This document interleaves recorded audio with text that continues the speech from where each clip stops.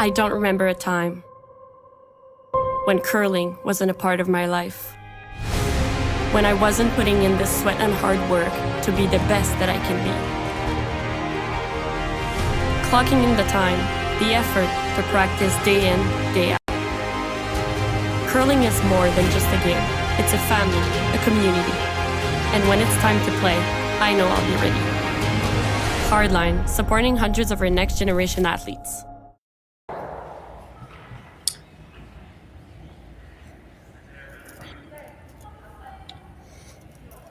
Good day, everyone, and welcome to the women's final of the Saville Grand Prix here at the Saville Curling Center in Edmonton, Alberta.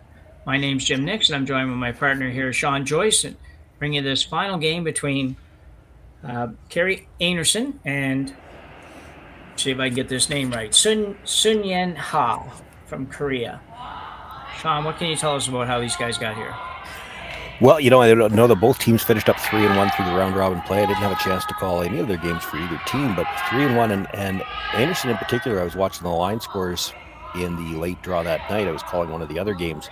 She needed a win to get to 3-1. If she loses her final draw, and she had to play she had to play Laws, and needed the win to stay in the playoff hunt. Got the win, actually got the win fairly handily. I think it was a 5-in game, and then beat her again here this afternoon in the semifinal to move on to the final. So yeah, she's on a bit of a roll. Yeah, I ended up doing most of Einarson's games this weekend, and for the most part, playing very well. And Joanne Courtney filling in at second stone has been no slouch, that's for sure. That was the draw to the button to determine who's got last rock. Both of these teams 3-1 through the round robin, both winning 2 today, so they've got the same record. Had to draw to the button for last rock. It looks like Ha has won that draw to the button, so they'll have last rock here in the opening end. That's interesting. Final 8 here. When I looked at it earlier, it had 3 Canadian teams, 2 Korean teams, a Japanese team, a Swedish team, and an Italian team. Certainly a worldwide event. Yeah, and that's keeping in mind that this is happening all at the same time as the Pan-Continental event. So, some of the top international teams weren't even available, and yet an incredible field here on the women's side. Good field on the men's side too, but for my money, I would say the women was even a notch above. Very strong field. Yeah, I would agree with that one too.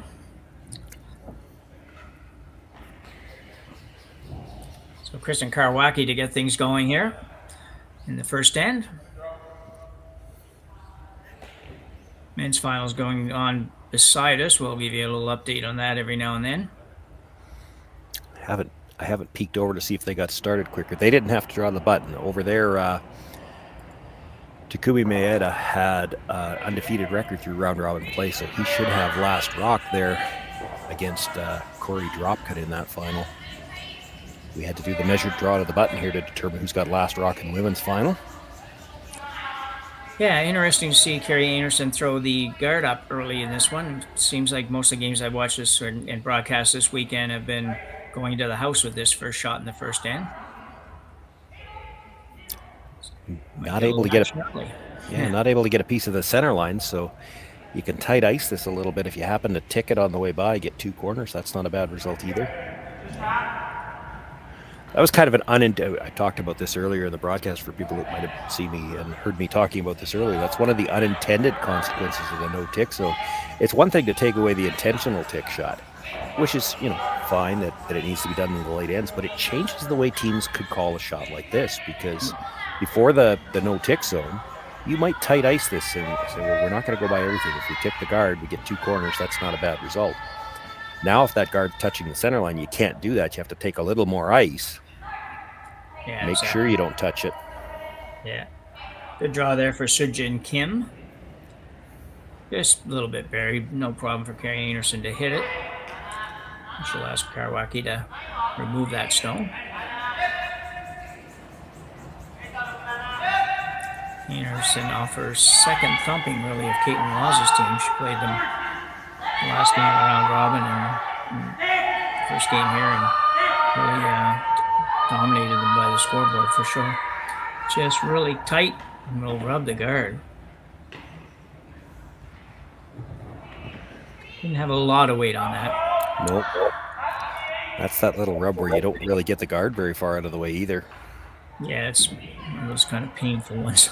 Yeah. Einarson without hammer here in the first, not quite so bad, but Kim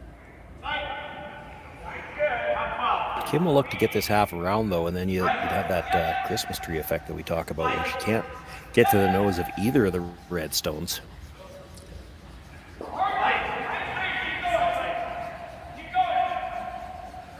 Really solid delivery. See the technique coming out of all the teams around the world now are so good. The technical ability is there all the time, and they've learned the game a lot better in the last number of years. So just a real tough task to knock off some of these teams now from European countries and Asian countries. See a good looking shot here. Did just exactly what you said, Shawn. Yeah, can't get to the nose of either one of those, so she's looking at the run back.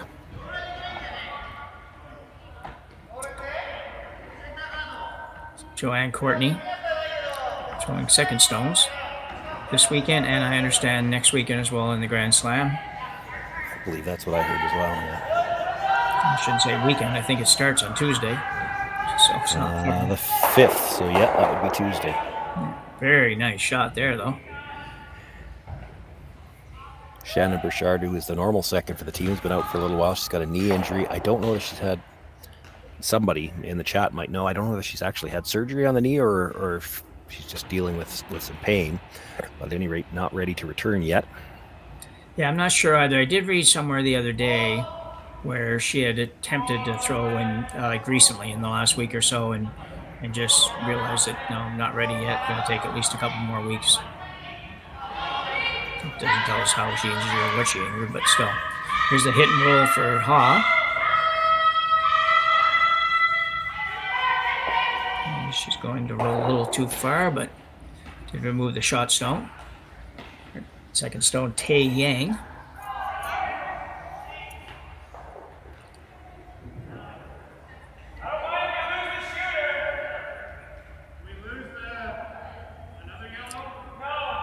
So next shot for out turn hit for Joanne will be a little easier than the last one. Yeah, she's got some air between the rock and the guard. Try to get to the inside and roll under.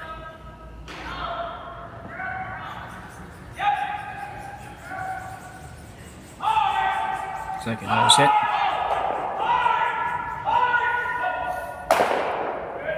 Did see a podcast the other day where Joanne was on, and she had mentioned that she never threw a single curling stone last year, and she didn't really, and she had so much on the go that she wasn't, she didn't really have a chance to miss it as much as that. But she was very surprised when it got to the end of the year, and she was thinking, well, I never threw a single rock all year, so she's anxious to do a little bit now. Go that long without throwing a rock and probably nothing hurts. Yeah. So it's pretty close to getting the roll. She get it? Not quite.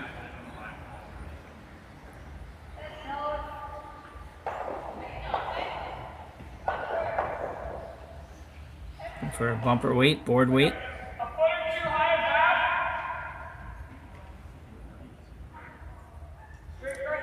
The lefty, Val Sweeting.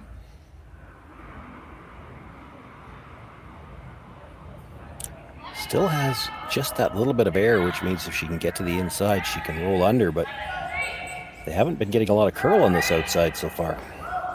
No, and they're working hard just to get this one to the nose. She get over there. Second nose hit. Is biting, so will need to be removed.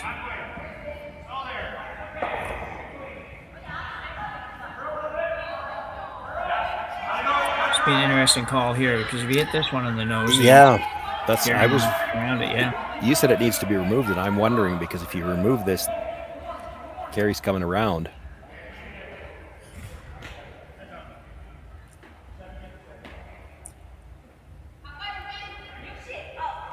Eyeing up the double. She could draw around herself. Yeah. Still looking for a blank end probably, but it might not be a good idea to change it up here though and go around that.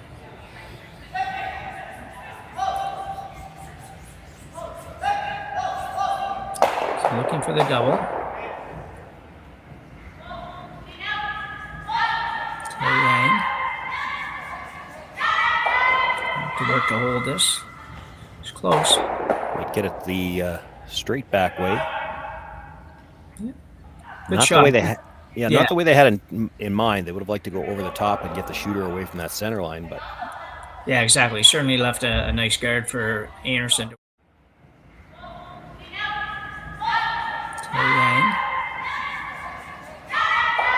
Have to work to hold this. It's close. might get it the straight back way. Good Not shot. the way they had.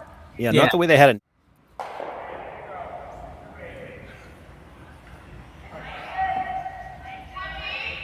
So the out turn, or in turn for Val, I guess. Come around. You always have to throw a left-hander in there just to mess us up, eh? Yeah.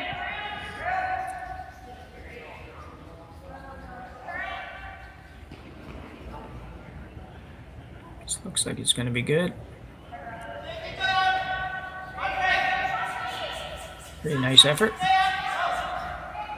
Good stay above the tee line. Yeah. Looking to maybe play the run back again. This time Yeah. it knows it.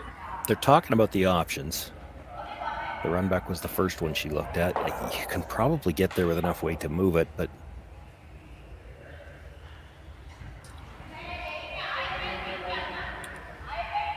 you can't move it very far, I don't think, if you're going to stay on the nose. And then you're not going to have a lot of room to score two, but it might look like a safer shot than the run. It's a long run. Yeah. Yeah, she could just move this a little bit and she would be shot rock, but like you say, it might be a little tough to get that second shot. Well, she can't throw enough weight, I don't think, to move it real big, because then she pops out into the open. She's got to get close to the face here. Yeah. Gonna have to really go hard to get this by the guard. Looks like she's going to be close. Once they're by, they'll sweep for extra curl.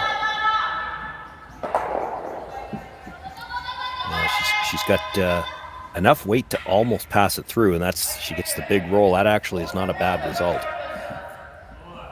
Yeah, I would It's agree. better there than staying, just tap it back and stay full 4 foot. Kerri tries to roll underneath the guard. Now it puts Kerri in a tough spot. Like, if you ignore that stone, because it is shot rock, you could end up giving up the deuce. When you hit it, Seungyoun is going to go around the center guard and see if she can't get her deuce. And I would think that's right. I mean, don't think you could do much about it. You're going to have to give her that chance. Yeah, I would agree, yeah. She's still got to make it.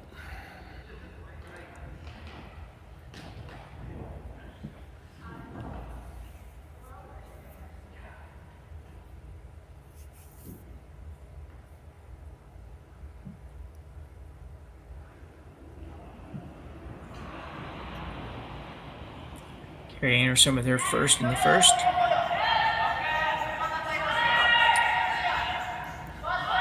Having hammer here. Wacky trying to keep that straight. And they will hold it.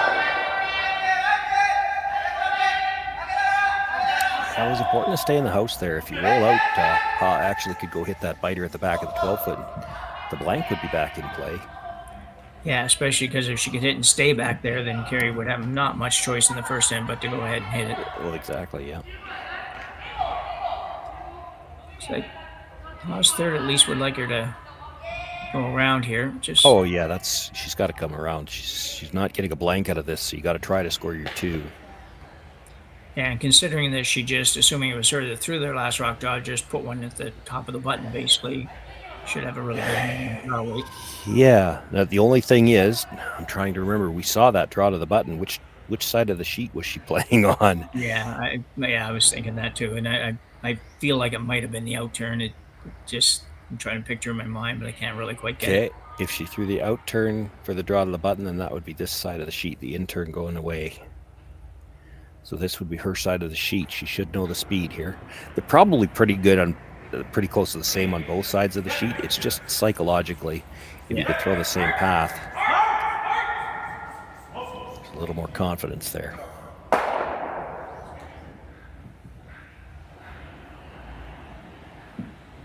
So it's on its way. Skips Seungyoun Ha.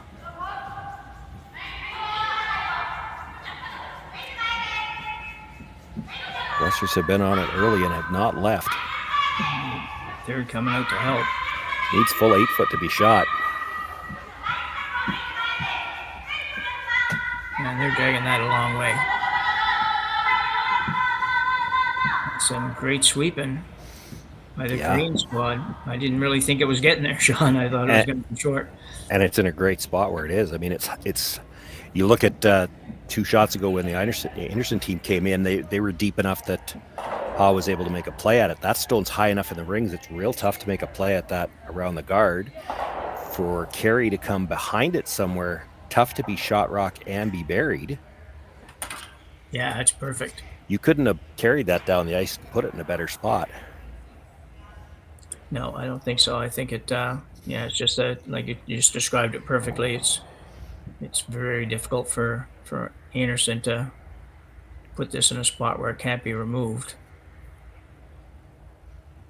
Possible, probably. There's probably enough room there to make at least a shot really, really tough, but Kerri's shot's also really, really tough. Yeah, it is. And by the time she gets buried, she's probably just hanging onto the back of the 4-foot. Well, you could throw enough weight to move it 6 inches, and that might be enough to get you your 2. Exactly, yeah. She's going to bury this. She's got to be really tight to that stone on the top of the 8-foot. Yeah, she's coming by with a little bit of room.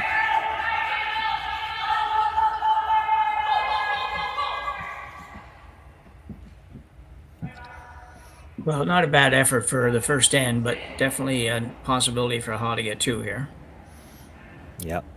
They are eyeing up what happens if they jam it on the yellow, but if they jam it on the yellow, there's still shot rock at the top of the 8-foot for sure. The question is, how far will their shooter roll?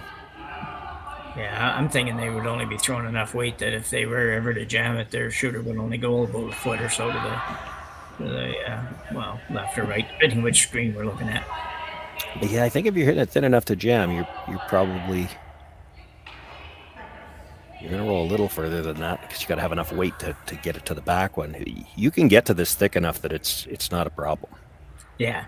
They've left her, 3/4 plus.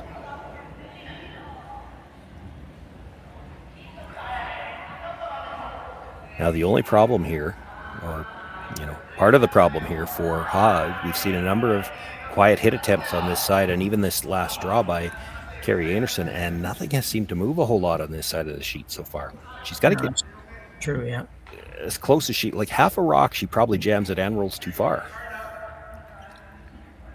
Yeah, it's going to all depend on weight here and what she ends up throwing. My mind, I'm thinking just back 8, but that's easy to say. Sometimes back 8 comes a little more than that in the first end. So it's on its way. A little out-turn tap out here for 2 for Ha. She wasn't wide. No.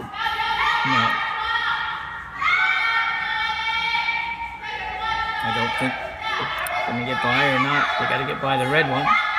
Really close. Really, really close. And just touches the front.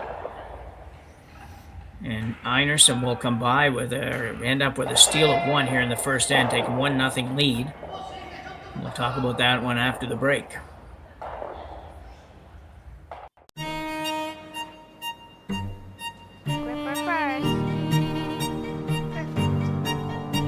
Don't forget the brooms. Yep, you got it.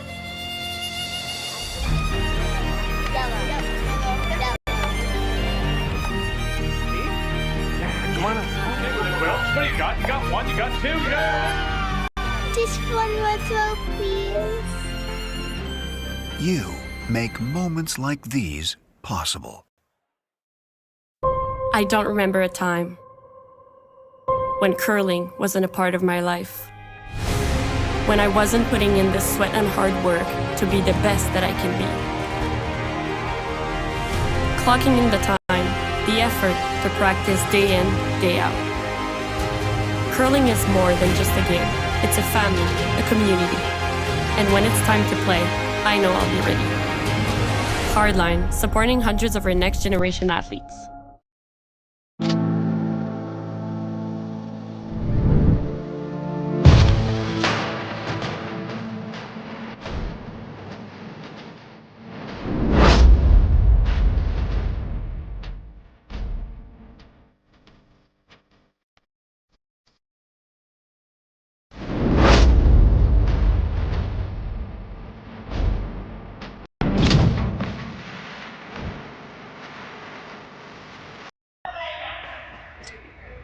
So Kerri Einarson with a 1-0 lead. Shawn, a little bit of a missed opportunity there for the Korean squad. Yeah, certainly had the chance for 2 there, and I can't help but wonder as she was making her way down to the hack. I was talking about how that side we hadn't seen anything move yet. Everything had run a little straight, and it's one thing for an announcer to be thinking that way, but if you get into the hacks thinking about that, it's real easy to decide, well, I'm not going to be wide. And I think she might have been a little bit tight on that throw. Certainly they jumped it right out of her hand. Not able to get by her own stone at the top of the 8-foot, and turns into a steal of one where she had a glorious opportunity to score 2. Made a great shot on her first one to set it up too. Yeah, really good shot. Kerri Einarson did about as good as she could do on her shot, but still had an opportunity for Ha to pick up a deuce, but it's 1 for Einarson, and Ha will try to get her 2 in this end. Center guard went up, corner guard went up, and Kerri Einarson going to play the come around on the intern side with Kristen Karwacki.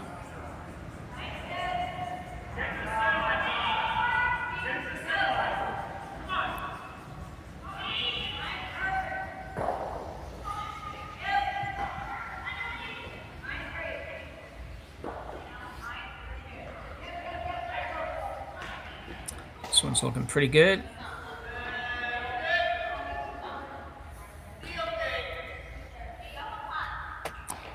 Shot for Karwacki. Will now opt to go around the corner. We've seen both defenses here, or offenses, I guess in a way it could go either way, but we've seen them going around the corner, and we've seen them coming around the center and cornering the rock that's in the house.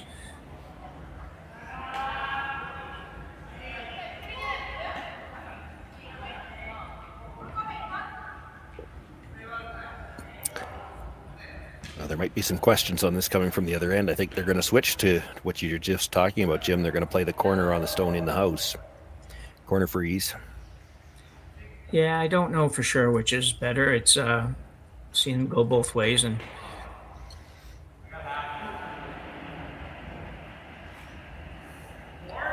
so lead Seungyoun Kim with her second stone here in the second end.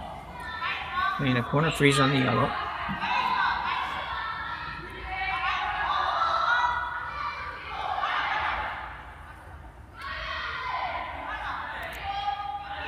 Might bounce off a little bit. Yeah, that wouldn't be good.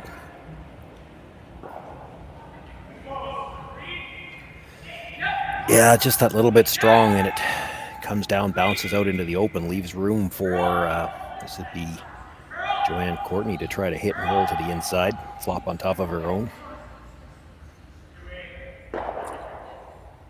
Yeah, it doesn't take much. A few inches changes it from a potential offensive move to some defense on the next shot.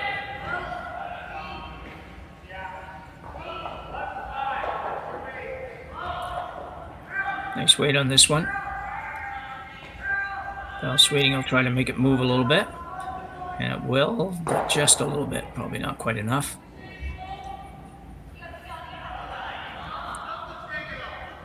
Double definitely there for Ha. Yeah, and I think that's probably the shot. You make the double. Yeah, you're probably going to roll a little bit into the open. It might leave the roll underneath, but even if they make the roll underneath now, it'll be nothing better than 12-foot. And if you want to play offense after that, you'll be in a good spot. Plenty of scoring area.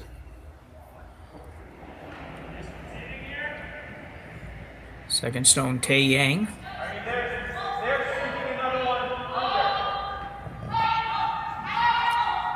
It's got to curl a little bit. And a nice double for Tae Yang.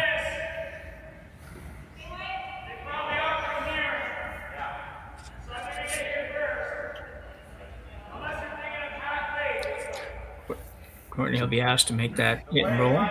Yeah, she's got room to make the hit and roll under cover now, but if she's buried, she's still only just full 12, and Seungyoun Ha might decide to go around the corner guard after that. Yeah, this one's got to do some curling, though.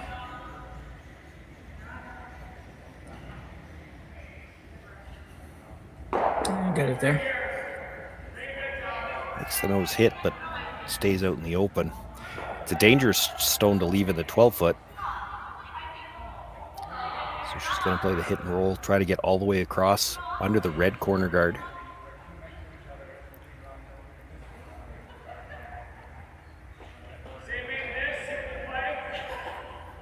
Yeah, I think you're right. It's not a rock. You could just say, well, we'll ignore that. Yeah, Not it's in the game anyway.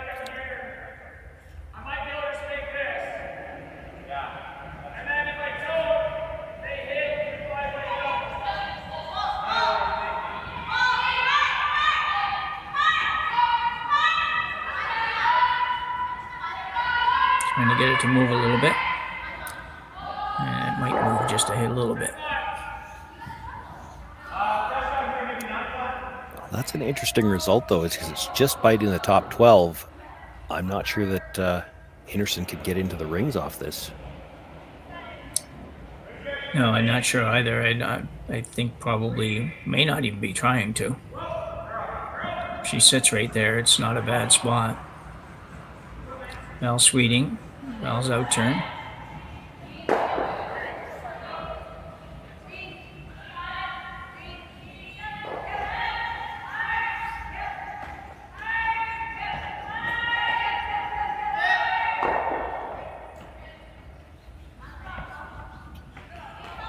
So Einarson has it set up pretty good right now.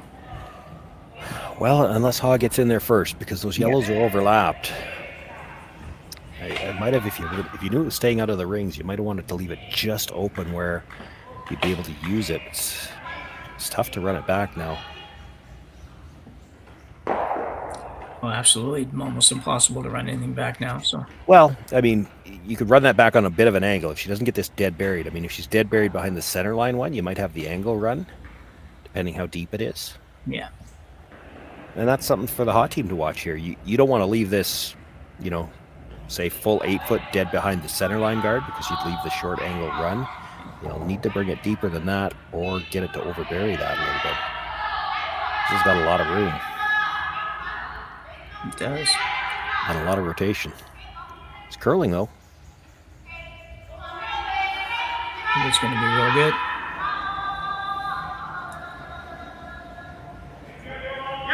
That's real nice. She got it half underneath the tighter stone. I don't think she can see enough of it to run it now. No, very nice shot from Haileen Kim.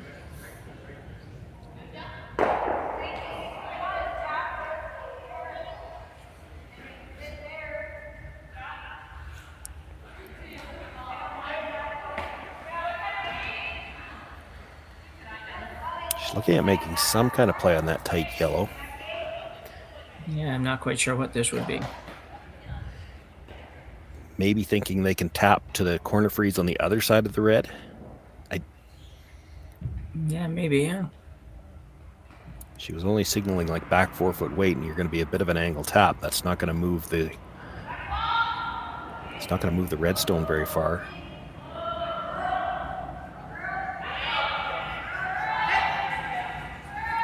Right now, it's not going to move the Yellowstone because it hasn't got a piece of it yet. This is going to have to curl.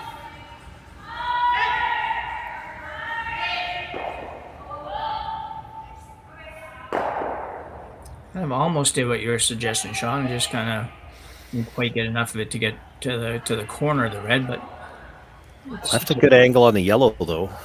It is. Stop just in time. If it rolls a couple more inches, Ha can get to the inside of it and pass it by that red stone. Right now, it's a tough stone for Ha to remove, and it's a dangerous one to leave there.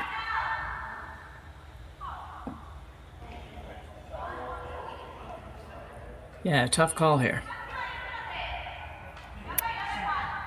Tough shot to make, but if you could get to the edge of the red stone and kind of play a split, so push the red in behind that yellow and roll your shooter into the open, because then it becomes a difficult stone for You know, if Anderson's got an open one, she probably has to play it.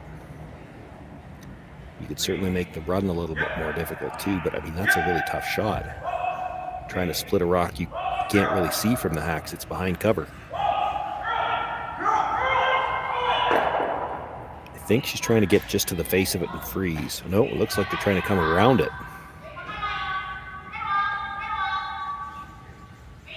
Yeah. I'm not sure I like this. You get around it, that angle run, yellow onto red, just becomes a yellow onto a red double. Yeah. It's going to be a little bit short, I think, but it might get to where you're suggesting that might be possible. Well, you could go directly after the red. You could also play yellow onto red, and it's just about, I mean, if you make the yellow onto red, it's hard to miss the second red. Yeah. Anderson's going to try to play the back one. Yep. She's got it here. She can Yeah. get to the inside and roll under cover here. Yeah.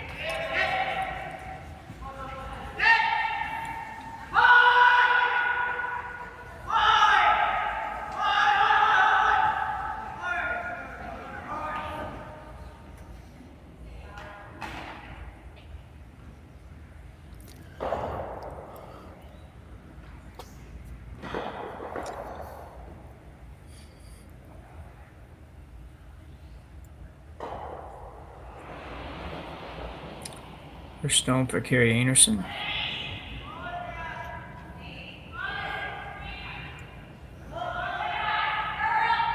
This one's got a chance. Trying Courtney trying to move it over. Pretty close to nose, I think. Yeah, that's not bad.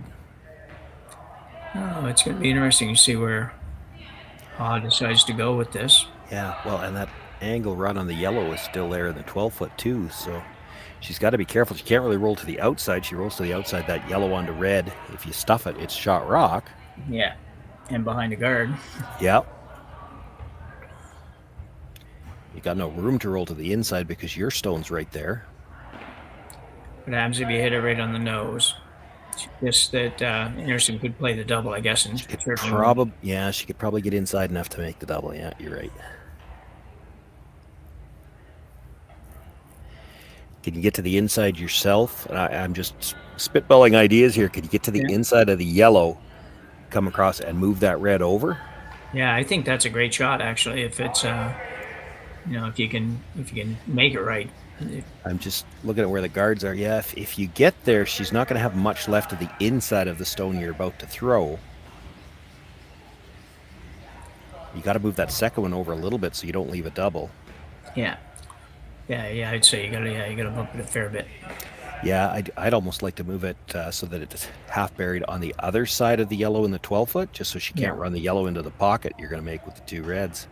I think with the ice she has, though, I can't see her getting over enough to the red with enough weight to move it very far, Shawn. Yeah, hard to know. It really depends on the line she gets coming in. She only needs to move it about a foot. Yeah. So it's on its way. She's in the ballpark. I'd be letting this curl.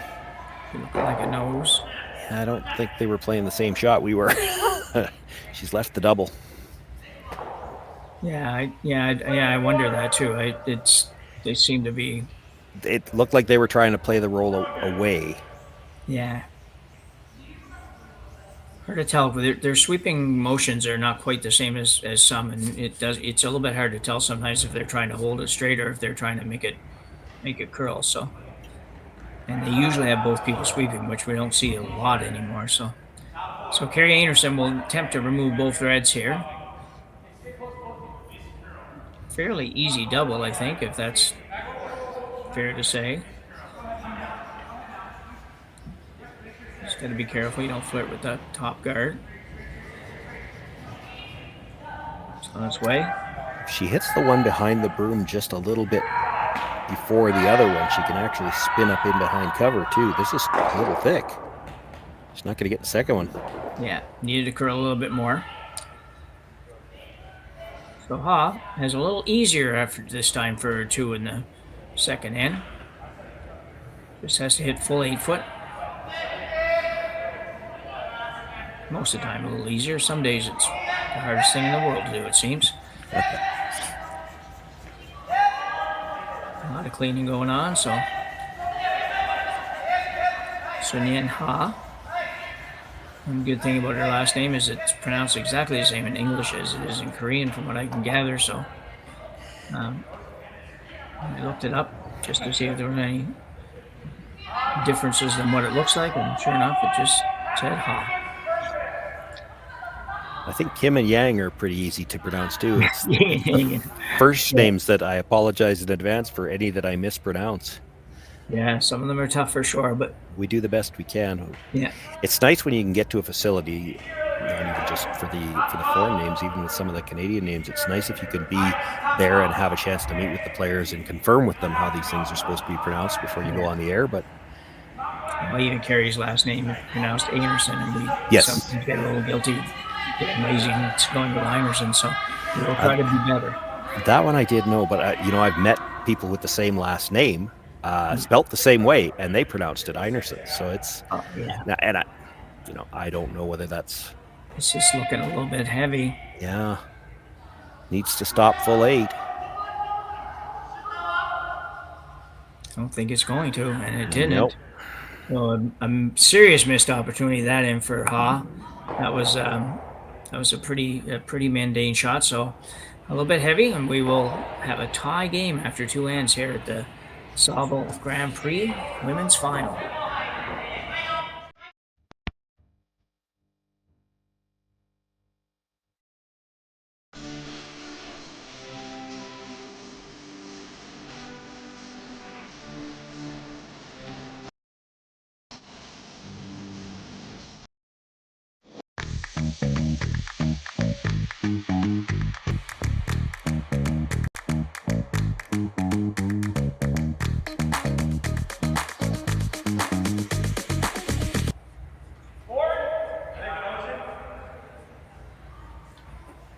Back for end number 3. Kerri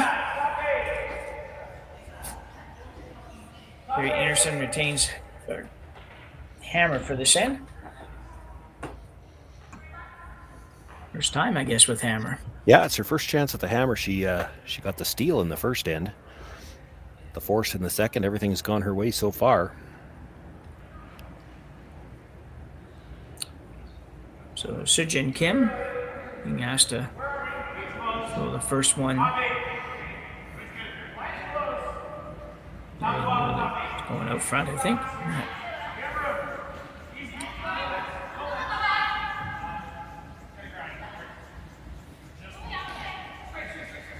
Girls are working hard.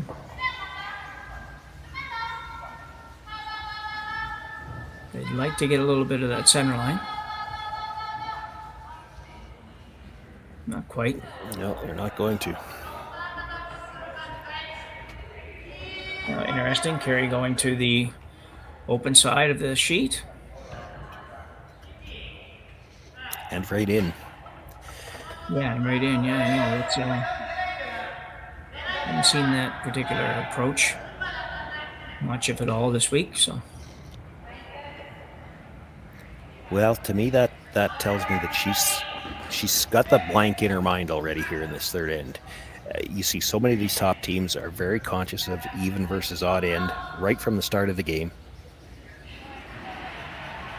Just going to play this in. Hopefully they can convince Ha to start playing hits at this right away, and they're going to come up a little short. So that ends that discussion right away. Yeah. It changes things up from the original plan B now. Kim will be asked to play the intern come around here. Looks like she's going right in with this one. Yeah.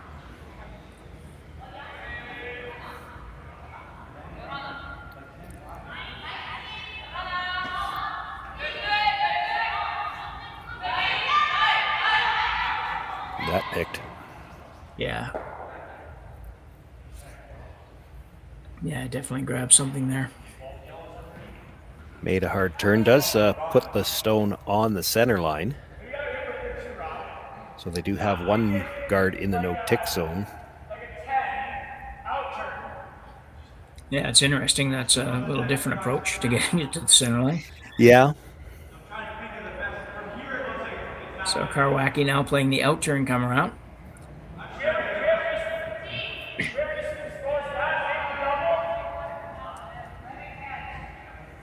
Reaper's not doing much on this one yet.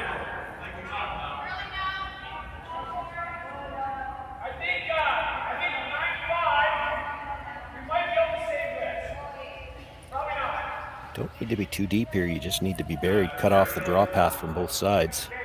That's Yeah, really well good. done. Yeah, real good, yeah.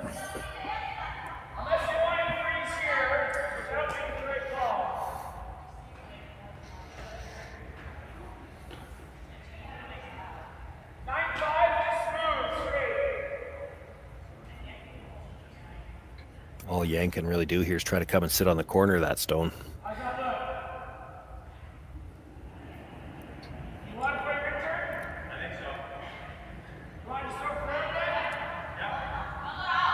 It's a little thing. It's something that maybe some of the viewers don't even think about. But if you've got last rock in this end, you want that up a little bit higher. If they make this corner freeze, there's still all of the 8 foot left to score in.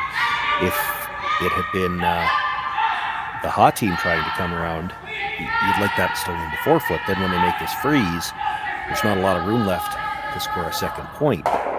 Yeah. It's a subtle difference, but it really matters. Either way, you want it dead buried, and they've got it. The freeze attempt's a little short, but the angle from the red to the yellow is good when the guard disappears. Yeah. Einarson just trying to decide. She looks like she's going to play the center one, just got to decide which way she wants to go. Yeah, she was talking there about trying to play the come around on the corner guard, but it's just debatable whether there's room by the time you're by the center guard to get by the yellow. So she's going to peel it. Trying to, I think from that gesture, trying to peel it over the top of the yellow. So thin, very thin on the first red one.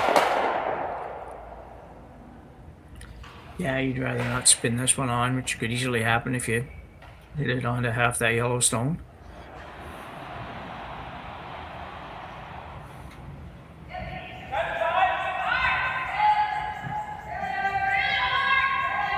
Be close to the yellow one. Yeah. And in. And out. And through. Yeah.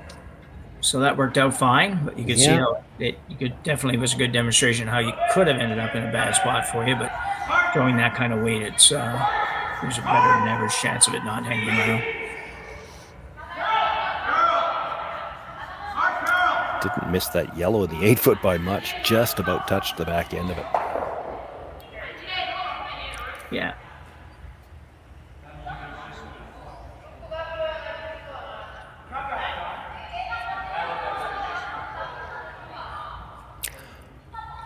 It's a short run for Ha to play the red stone and the 12 foot onto the yellow. The problem is you can't really separate your rocks very well at that point, and Kerri Einarson will have the chance to play the double, and she probably gets back to a blank pretty easily.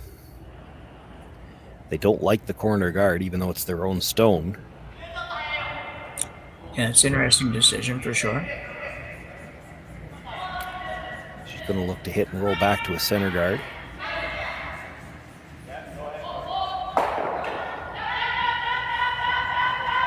Curl a bit if it's going to do that. Yeah, I'm not sure why they switched the sweep to the straight side on that. Hits it right on the nose. That does not help her at all. Really doesn't change things. No, it doesn't change anything at all. Basically the exact same spot, just 1 foot shorter. Width of the rock. Just under a foot, I guess. Kerri looking to play somewhere around a bumper weight. She initially said, but kind of bumper weight, and then whatever their symbol is for maybe a control weight. Yeah, it's probably easier to just play the straight draw. That's what they're talking about now. Talking now, yeah.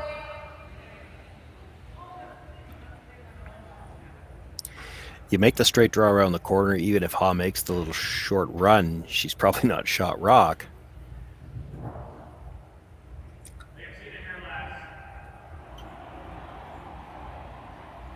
So Courtney with her second one here. And an out-turn draw.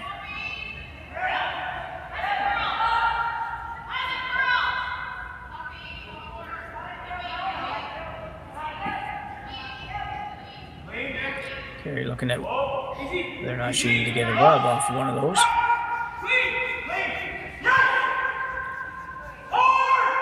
Yeah, she might have wished she did. It ends up behind the tee line. Mostly open.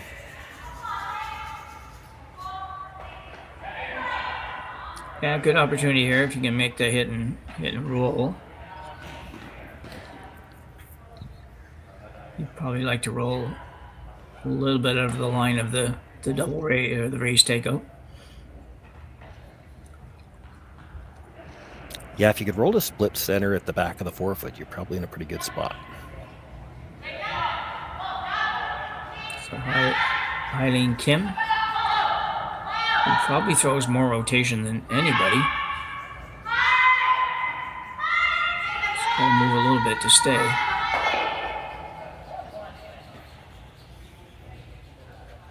Kerri going hard. Can't quite get it out. Not really a problem rock for her, though. Looks like she's going to hit it, though.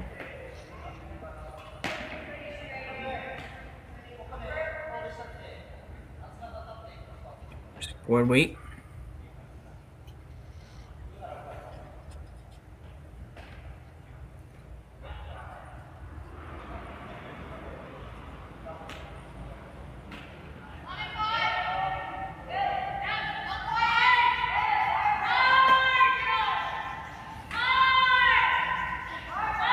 It's feeling hard. Yeah, it is. And this is the spot in the first end where they weren't getting any curl.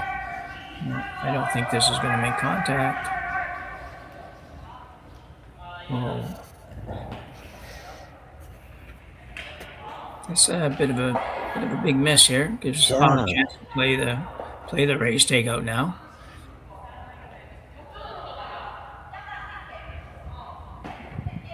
She won't have anything really good when she's done, but she'll at least be out of most trouble and sitting 3. Trying to figure out exactly where to hit it. Yeah, you know that Kerri Einarson's probably going to have to switch to offense after this, so you want to be careful not to leave these reds overlapped. Yeah. And I think the reason she's looking at it, so if you hit it on the nose, shooter stays right there, and the red stone, when it comes back and kills the yellow, will pop out to the open side. Probably makes the hit and roll behind the corner guard as tough as possible. You could hit and roll out to the corner off the one you're about to throw, but you'd be well up to the top of the 12 foot. You probably wouldn't need to be shot rock. So I think that's what they're looking at here, the nose hit. Yeah, I think that's pretty near the best opportunity for spreading these a little bit. Yeah, it looks natural to hit it the other way, but if you jam the stone in and leave it for shot rock, Kerri could roll off of it and get shot behind cover. Work out really well, I think. Yeah. It's about all you can do there. Yeah, it is. She could play the double, even try to roll into the rings, but that stone at the back will be shot rock.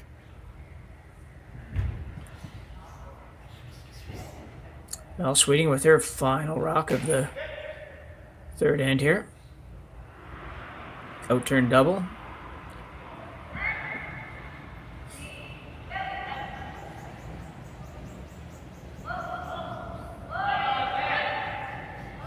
Looks like she's going to make this, and she might roll on the rings, as you said. And it does.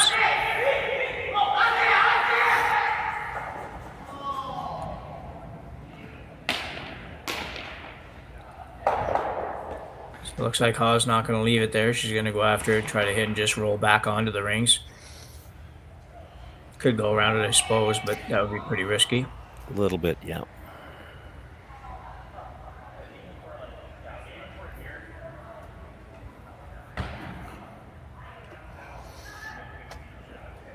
She didn't seem overly certain where she wanted to roll here, and I understand that. I mean, if you roll dead in front of your red,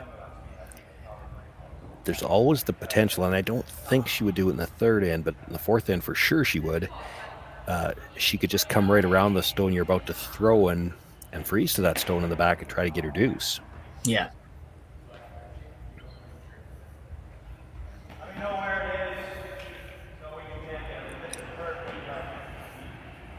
Bob. The outturn here. This signal might be a little up. I have to hope it is. So it's going hard. Will they hold this enough to get it on the rings? No, they will not.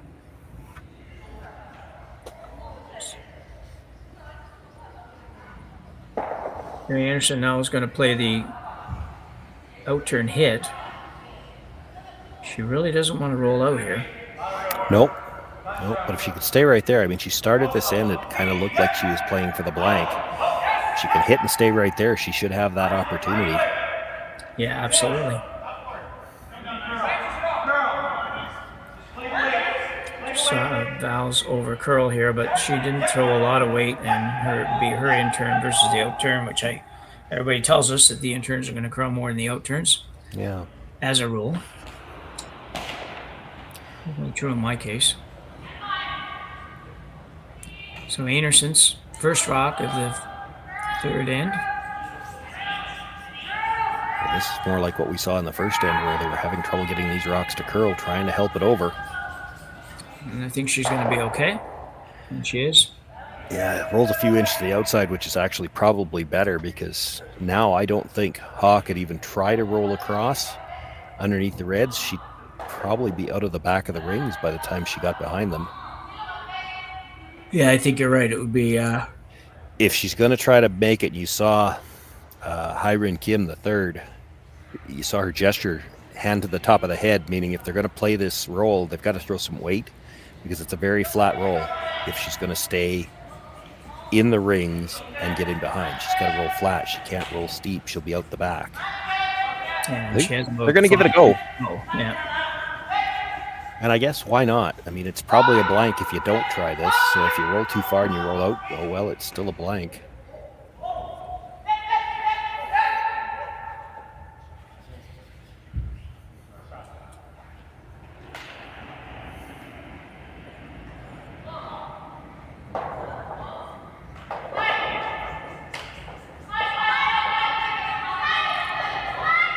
It's going to roll a bit anyway. Not going to go quite far enough. Pretty good try, though.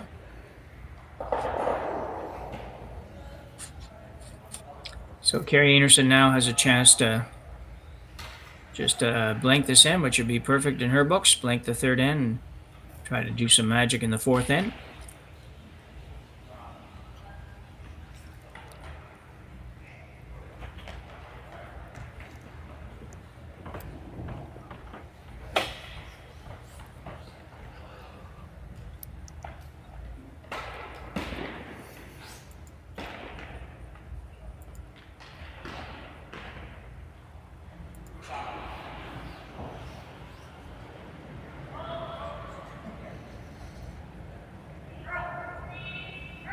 Little in out on the release. This is still backing up. I think she's going to get a piece. Yeah, I noticed the same thing when she just came down. Just like half. Yeah. So Kerri Einarson does blank the third end. We'll retain hammer going into the fourth end. We'll be back in just a minute.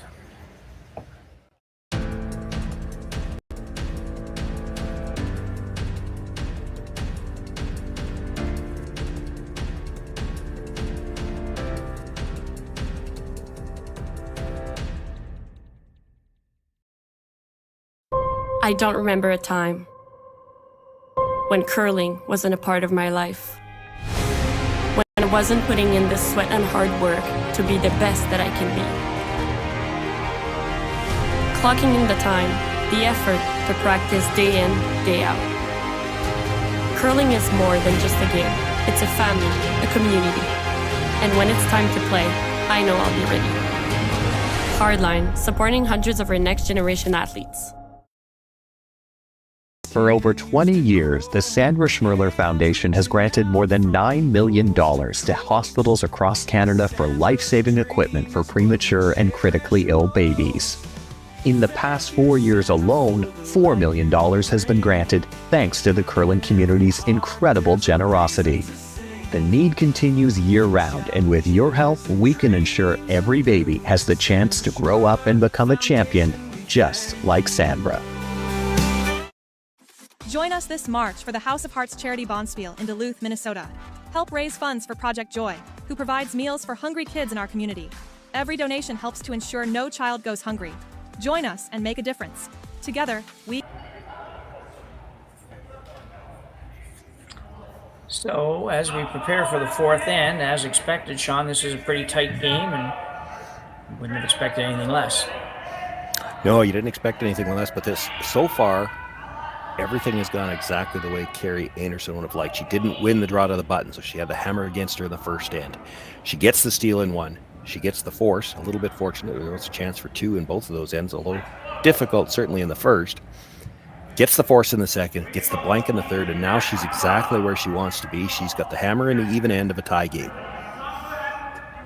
Perfect.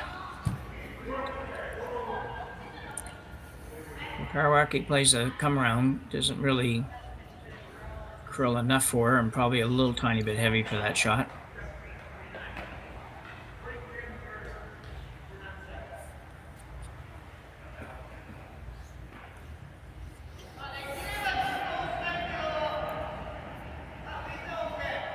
Seungyoun Kim.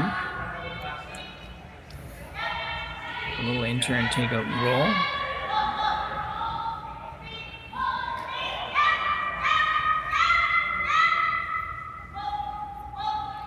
Looks like it's going to be good. Just roll a little bit too far, but pretty darn good. Just above the tee line.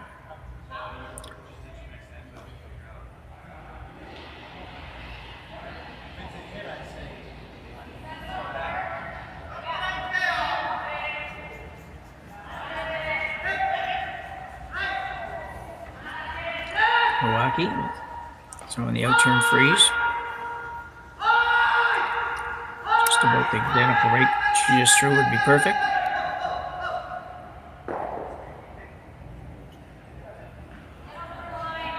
Yeah, you could throw the inside, you could throw the intern, get to it that way as well, but it does look more natural with the little corner sticking out on the out-turn side. Now this one is really going hard. And that stone up front is still in the no-tick zone.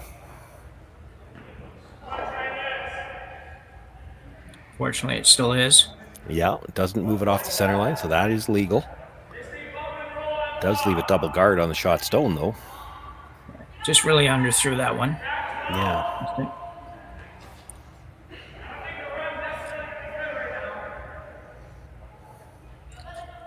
So, we'll now ask Tae Yang to play the intern come around.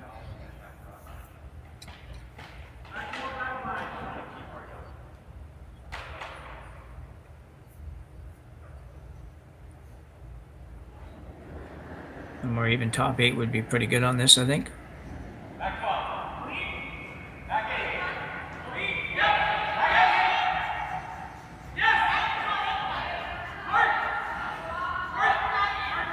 Yeah, we're already at the point in the end where Kerri Einarson might have to look at damage control. Time to bail a bit.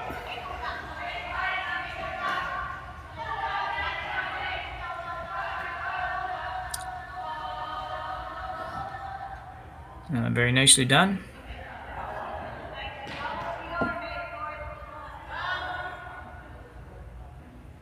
think she's asking, do they want to play the double peel or do they want to play that red run back? And you could get all three of the reds here if you hit this just off the nose. Yeah, absolutely. Yeah, you called one of these. You called the quad this morning when we were doing the game. That didn't look that much different than this. Yeah. By Tyler Tardy and made it perfect. Joanne Courtney now with a chance to maybe make the triple.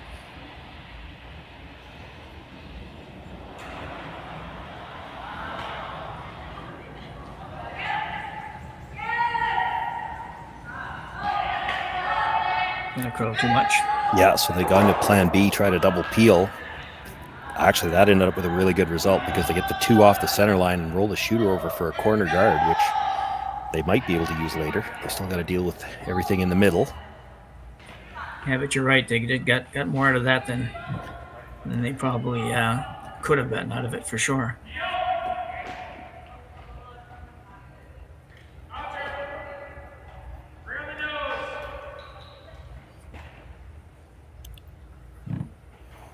Hall looking for the guard, but you can't really guard both of those stones with one. No, you probably got to guard the high one. Yeah, because the high one's the one where they could roll behind the corner. Yeah. See where she has her room. That's where they want to be.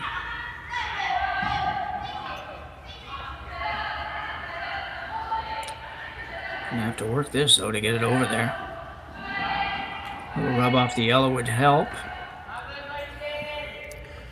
Probably just enough. Yeah, the double would not be there right now, I don't think. And you might be able to get to it with like hack weight, but I don't know that that's a shot she wants to try right now. no, and she indicated she's going to play just a hit and roll into the 8-foot on the right-hand side of the sheet as we look at it.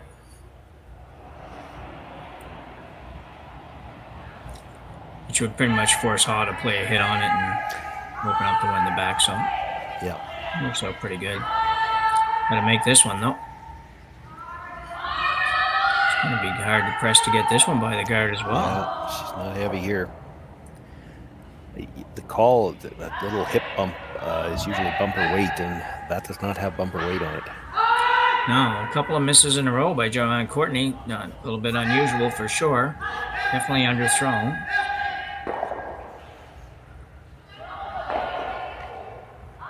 We'll look to put the guard back here.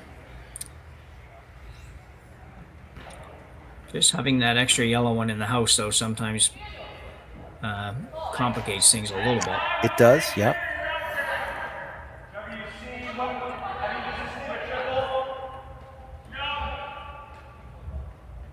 I don't think there's much she can do about it, though, right now. If she goes over there to hit it, and, there's a case to be made for that, but there's a hit and roll off the red stone at the top of the 8-foot behind a staggered corner guard, and that would set up the chance for 2 for Kerri. So I think you have to guard this right now and hope that you don't give up the chance for a double later on. Yeah, that would be great. Eileen Kim.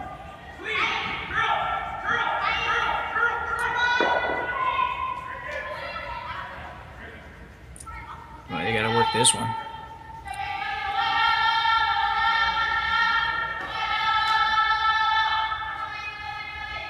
They get it over, and they end up in a pretty good line with the back one, so just very, very, very long. It is really long. You can just see the shadow of it on the overhead shot.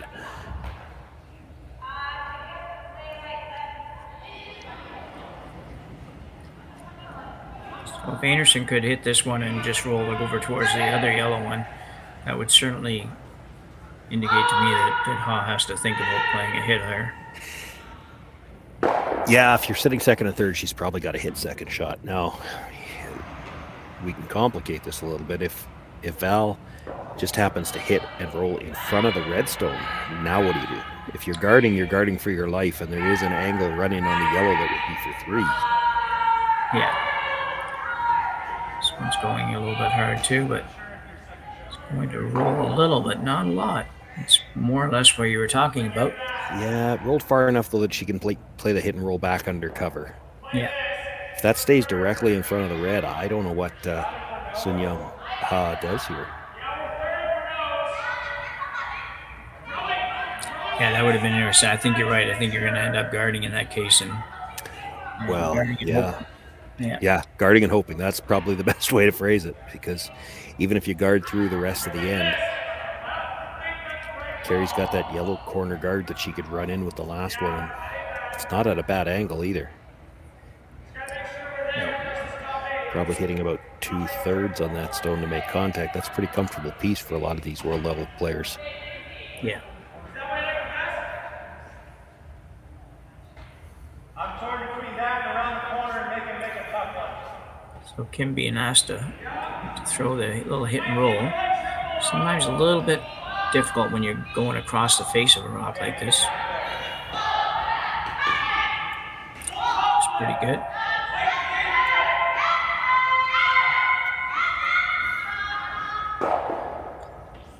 Well, right. Yeah, we're all pretty good. I think there's a hole there, but I don't think it's big enough to play. So Kerri will ask Val to throw a Val's in turn and a little hit and roll. A pretty good shot by the Korean third there.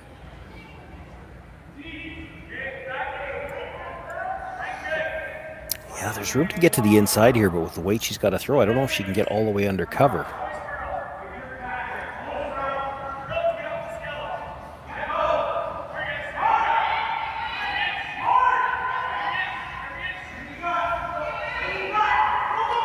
Fingers going already. Yeah, they called the brush on pretty much right out of her hand. Boy, this is really going. They got to get by the stone on the top of the 8-foot. Oh, great brushing to get by. I wasn't sure she could roll behind. She actually rolls past the two in the center line area, corner of the 4-foot behind the corner guards. Yeah, and stayed for shot rocked even. So, yeah. So I say it's a game of millimeters sometimes. And it turns into a great shot. 2 more millimeters of curl, and it would have been disaster. So, but it was a good shot for Val Sweeting. As Ha looks at this hole, calls a timeout. Yeah, going to call the timeout here in the 4th end.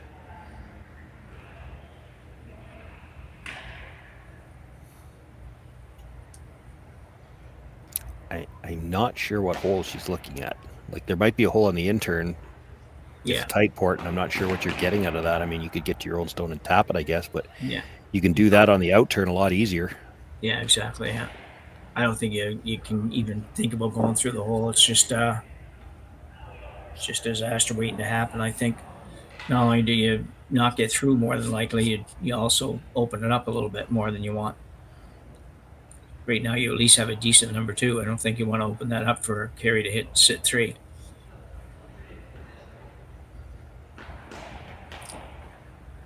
I have to believe when it's all said and done, they're going to play kind of the outturn tap, Shawn. I think that would be the...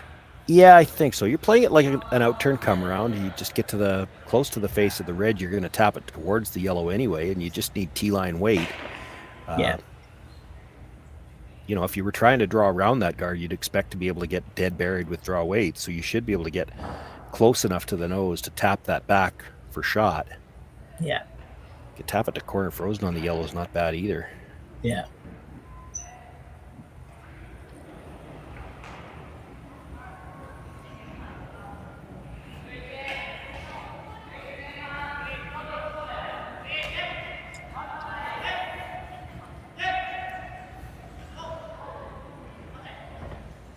I think at the end of the day, they're going to play the shot that we've been talking about, just a little bit of a T-line draw tap. Yeah, you don't want to overthrow it. I mean, if you corner freeze on the red on this one, at least you've still got a shot on the next one. You know, line the 2 reds up to that yellow. Yeah.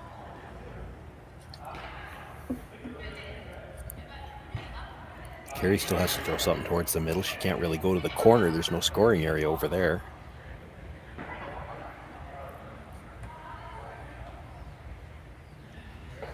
So 2 rocks each to come here in the 4th end. Been a good battle so far. Now with a chance to maybe set up a steal.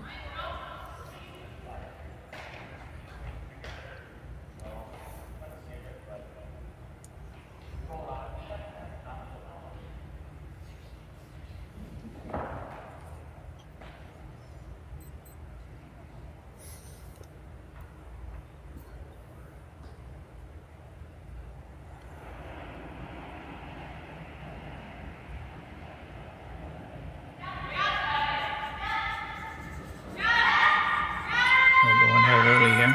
Yeah, it doesn't look like he's got a lot of line early.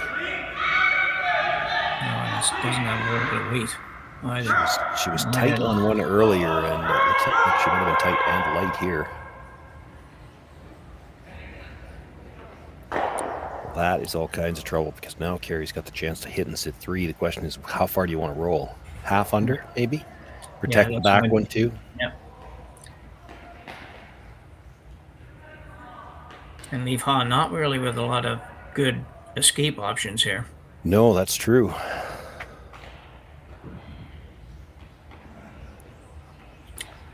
Yeah, I definitely couldn't afford to make contact with that guard for Ha, but so Kerri Einarson now going to remove the red.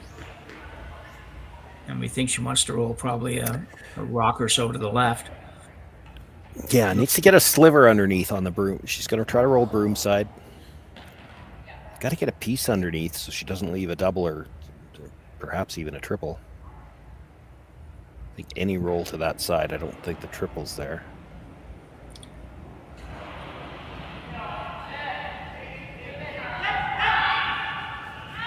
It's on its way.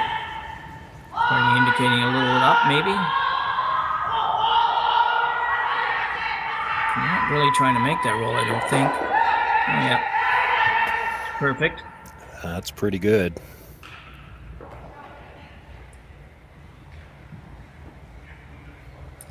There might be a double there for Ha, but it's not easy.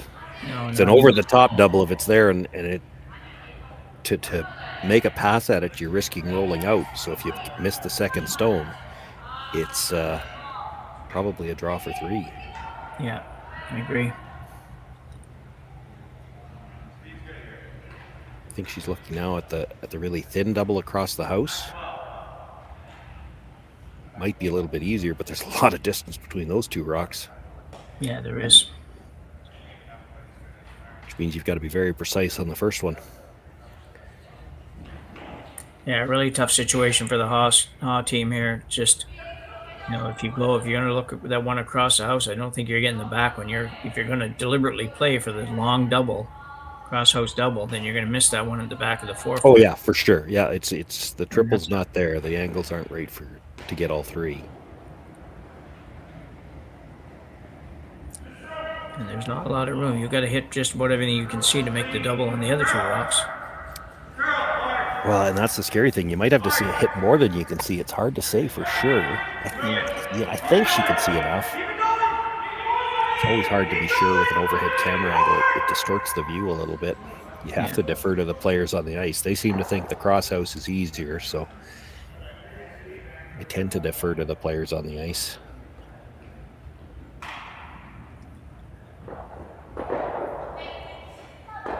Big shot for Seungyoun Ha here. She's looking at multiple score if she doesn't make something really good here. Either way, she's looking at a multiple score.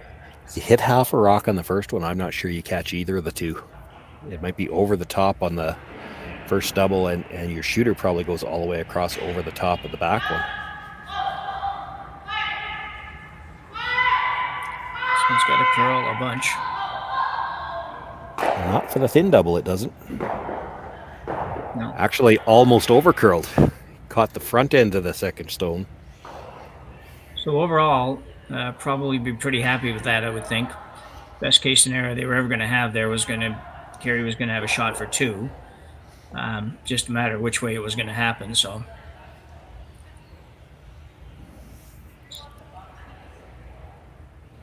They were fortunate. They were sweeping that to curl, and if that curls a hair more, she goes over the top on the double, and it's a draw for 3. They didn't have the best judgment on the line there, but made the shot. Yeah, had that sort of in-between situation, and that never really turns out well, usually. So Kerri Einarson now with a draw to the house for 2 here in the 4th.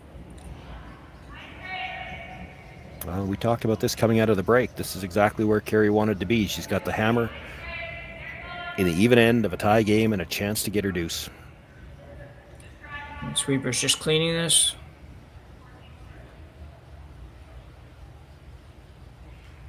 And she'll slide into the 8-foot. And Einarson will take a 4-2 lead to the break. We'll be back in a couple of minutes. Handcrafted in Canada, Hardline's ice pad has revolutionized curling for over a decade. Engineered with top-tier precision and durability, it is backed by an unmatched 10-year warranty. Designed for curlers at all levels to sweep effortlessly with maximum efficiency, it is trusted by the world's best curlers, including Olympic and world champions. It is quite simply the best brew in the game. Hardline, join the revolution. Everything I've worked for, everything I've sacrificed, has led to this. It's out of your hands now. All the gold medals in the world can't help you now. You could throw the perfect rock and still miss. But it just takes one. You leave it all out there on the ice to leave behind a legacy. This is it. It all comes down to this rock. The hours in the gym, the weeks away from my family. This is what I've been training for. And all those voices trying to tear me down, I'm here to silence them. We've given everything we have for a chance to get everything we want. So I guess it's just up to us to guess.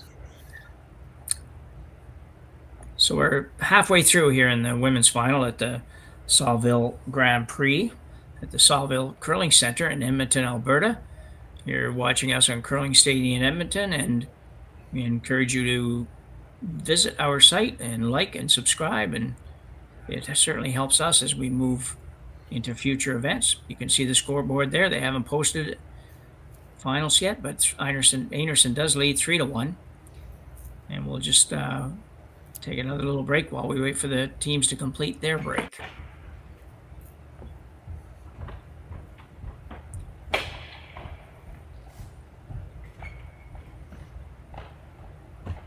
So, Shawn, good and bad news while we're here. We might as well talk about that good and bad news in that and for the Haw team. Well, there's not a lot of good news. They did get fortunate on that last double to catch the second stone and held her to 2.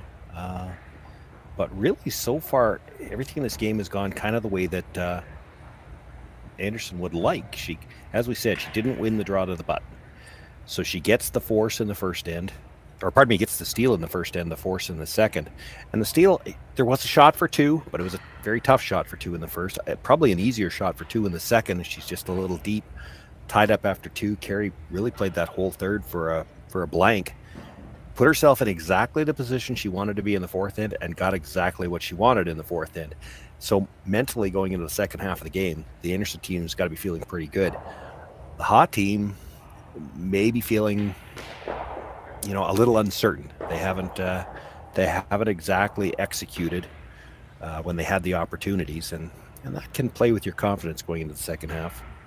Yeah, for sure. It's definitely a couple missed opportunities for the Haw team for sure. You won't get that many opportunities against a team like Einarson, so you have to take advantage when you get them. Yeah, no, they've had 2 chances for deuces already and didn't get either one of them, so it'll be interesting to see how they bounce back here in the second half. We should let everyone know, well, if you're not watching the men's final, it's on next door. They're just resuming play in the fifth end there, and Corey Dropkin has a 3-1 lead over Takumi Maeda as they resume play in the fifth. Maeda with the last rock there. So similar to our game, 2-point difference as they begin play in the fifth. Yeah, good to have a couple close finals.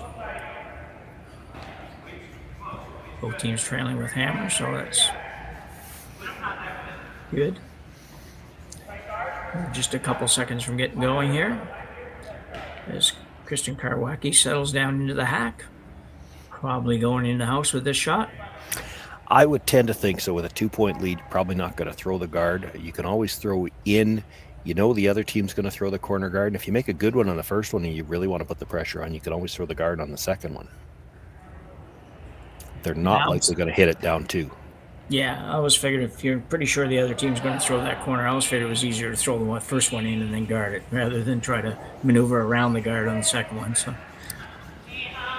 Well, and for a couple of reasons. If you throw the center guard first, sometimes the other team will come around it and they take away your path. Yeah.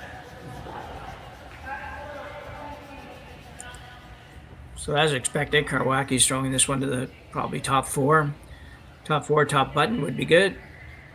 And they will take it into full 8. A little bit short of where they wanted, but not bad. Haw will now throw up the corner guard.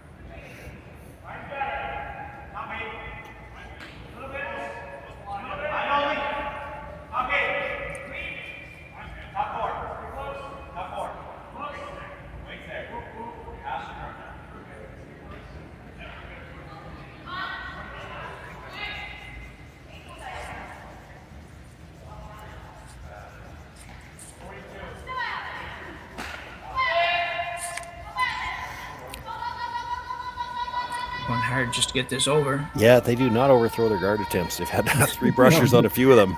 Yeah, you're right about that. And they could afford to be a little deeper than that. That's a pretty long corner guard. So I didn't see Kerri do anything here, but I'm guessing she's throwing it right on top of the other one. I thought she indicated for the tight center here. Did she? Okay.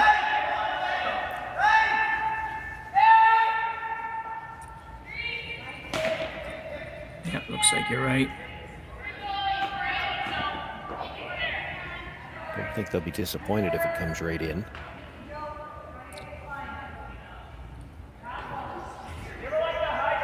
Need to get just a little more curl. Yeah, they'd like to get center line out of this. Just to touch it. Didn't quite get there, but... Yeah, I don't think so. No.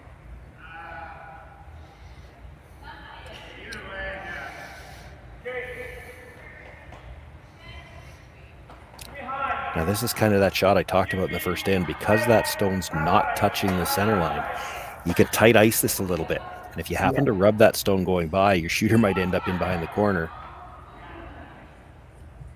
That was the conversation there. They want to make sure both teams agree that stone is not on the center line.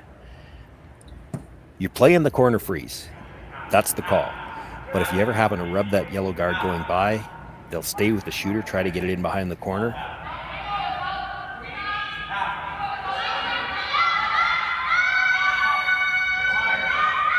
Starting to move now. It's not one where you can afford to be light. No, and I think she is. Oh, the sweepers didn't get on that right away. A little bit strange, but...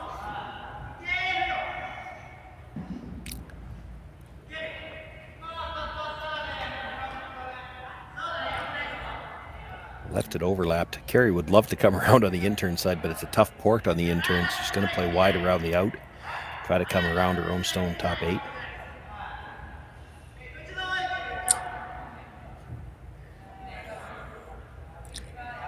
And Courtney. And change rocks. Sometimes you just have that subtle difference in the rocks. And yeah, she might think she has one that curls a little more than the other, and actually this would be the great place to use it because you're trying to come around a stone on the top of the 8-foot.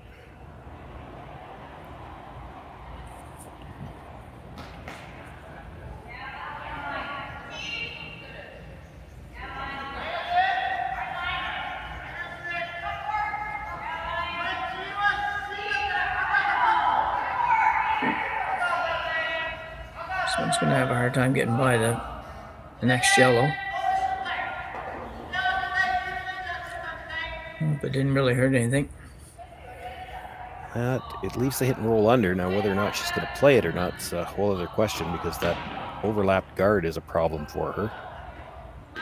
Yeah, looks like she's going to try to get rid of both these guards, really. And then roll her shooter to the left towards the other guard.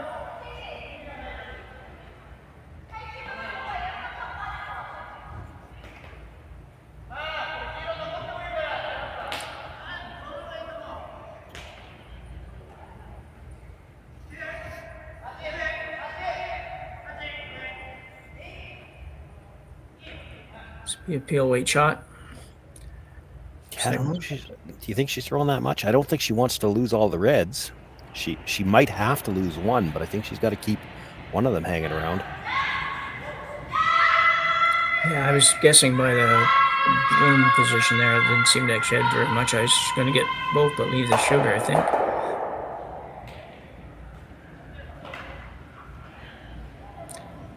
We could have stood just a couple more inches of ice with that, that particular weight. Yeah, I would agree. She hits that just a shade on the outside. Shooter rolls off the center line, and that stone, that red stone that's cornered on the yellow, might have ended up in the rings, actually. Yeah. Yeah, she didn't. The rocks were positioned. She didn't really have to throw it hard, but definitely needed the right ice for it, so.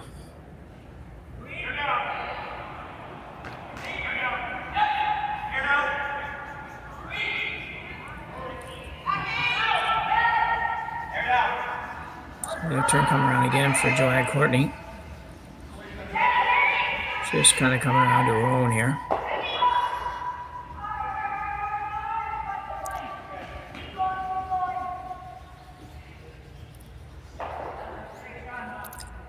It's a good shot. Yeah, that's really nice. You've kind of put the Ha team in a situation where they got to start playing defense. They're down 2, so as long as you can keep them from trying to play offense, they can't really do much about trying to close that gap. Yeah, and really no choice here. No, exactly. No scoring area, no way to get at the yellows directly. Now, having said that, if she absolutely sticks the run back, she can flip this end in a hurry. It's close, really close. Boy, that's a really good shot. And she did kind of flip this end all in one shot. Kerri can hit the redstone. She can't roll under cover because she'd jam it. Yeah, really good shot. And big awareness for the sweeper, too. It was over there. The yellow didn't go out, but she was right there with it. Just if it was going to go, she was ready. So.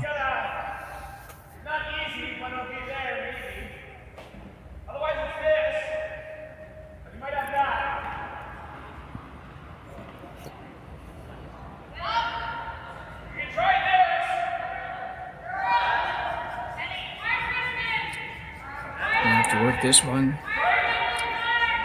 I'm gonna get a piece. I'm not going to get a big piece, I don't think, but maybe big enough to hang around. No, I don't think so. Interesting call now for Ha. Yeah, she's got to make a decision, right? It's not looking good for a blank.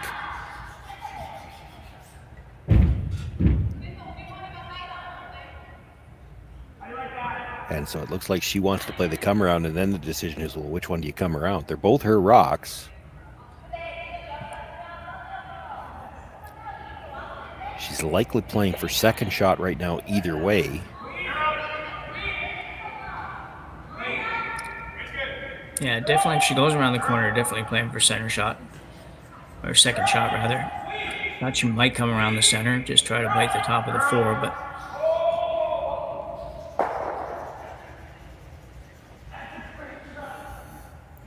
So turn draw around the red corner guard.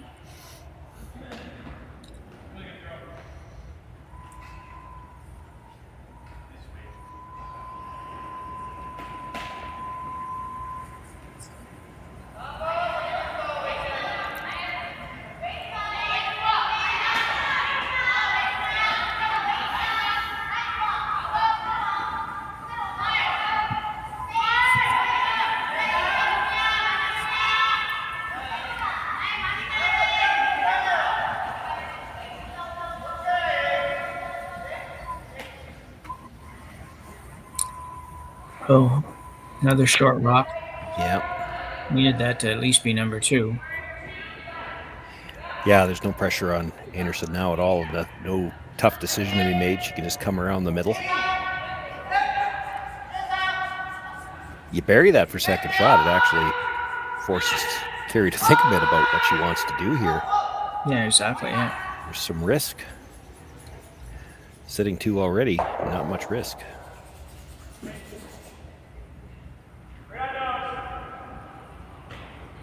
Well, Sweeting.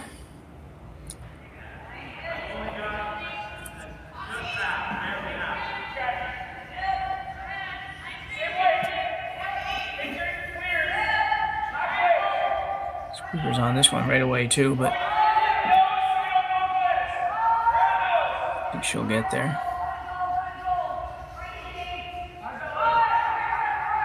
Or maybe not.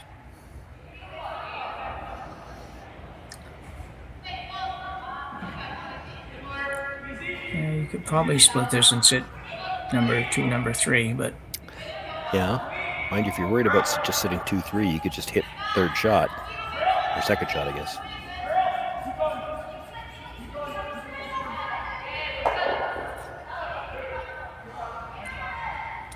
Only 3 to come. Yeah, I think you're hitting shot rock and rolling in behind here. Yeah, I think that's what I'd be doing as well.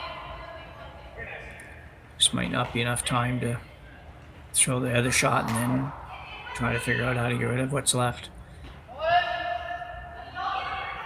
Well, you make the hit and roll behind. You're still sitting shot in third, and there's some danger in ignoring the third shot rock because second shot out in the edge of the 12-foot is wide open. Yeah. So you can at least put a little pressure on Kerri Einarson if you get the rolling behind cover here.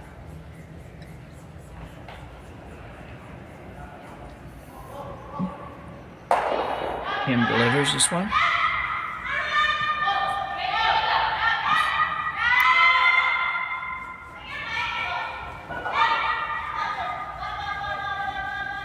This could be close. Yeah, it's really good. Just don't sweep it into the hole. Very nicely done. Still might be a difficult 2, but at least you're in a little better position than you were a couple minutes ago. Yeah.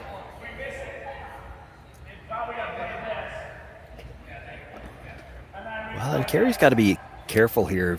You know, this is one where if you're 2 inches heavy and you rub off, Ha has the chance to hit and roll on top of her own again, and 3's in play. Yeah. Yeah, pro side miss here, just be a little tiny bit short. You don't want to be way short, but if you're just a foot or so short in the right line, it's not bad.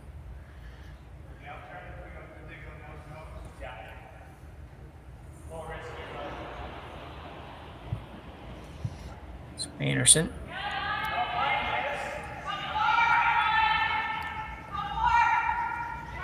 Both pressures down early.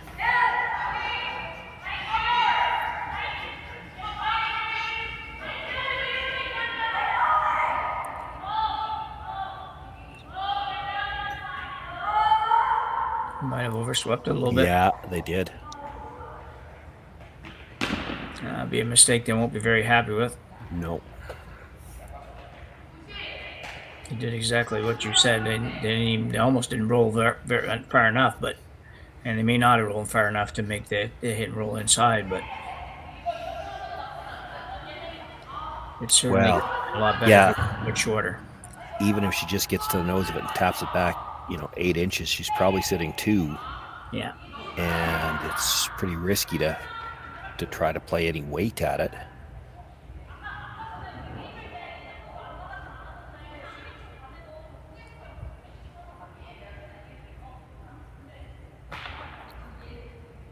Seem to have a couple problems getting on the same page on a couple of these shots, it seems.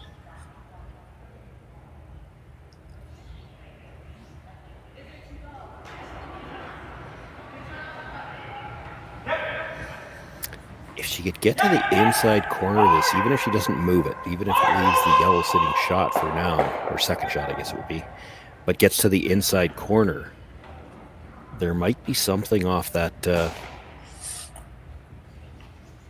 red out front, just a little wick in for 3. Yeah. There's certainly not going to be anything Kerri can do to cut it down, I don't think. No, she's got a lot of ice, so she's not throwing this very hard. She's not playing. No, it's heavy draw. Yeah.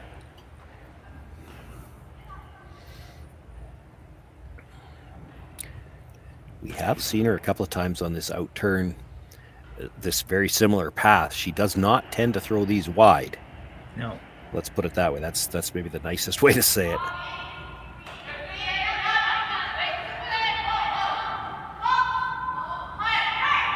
She's okay for line this time. We're gonna have to get it over there. I think she roll far enough away to not leave Kerri a double. Guess she can get rid of it. So that one did go quite straight. She must have put it out a little bit. There's maybe. A lot of rotation on it. There's a port where she can get at shot rock. She can come off the red and the 8-foot, also come into the side of the yellow, push it onto shot rock. Which one do you like? She could just draw a corner freeze the yellow too. If she gets the inside of the yellow, how do you ever get it out? Yeah.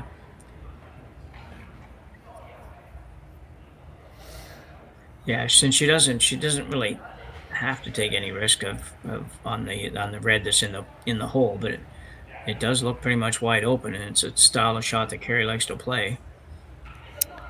But yeah. I think the draw makes the most sense here. I think she's playing the hit. the hit on what? The red right behind the broom, and then have her shooter come across into the side of the yellow and push it into shot rock. This is pretty safe. Like you're not going to rub a guard. There's no guard to rub. You're going to hit that stone for sure, and you're never giving up more than 2. But it does look like it looks pretty natural. You hit half a rock, you're coming into the side of that yellow. It's pushing it right into shot rock. Yeah, and in a position where it's going to be really hard to remove it, really.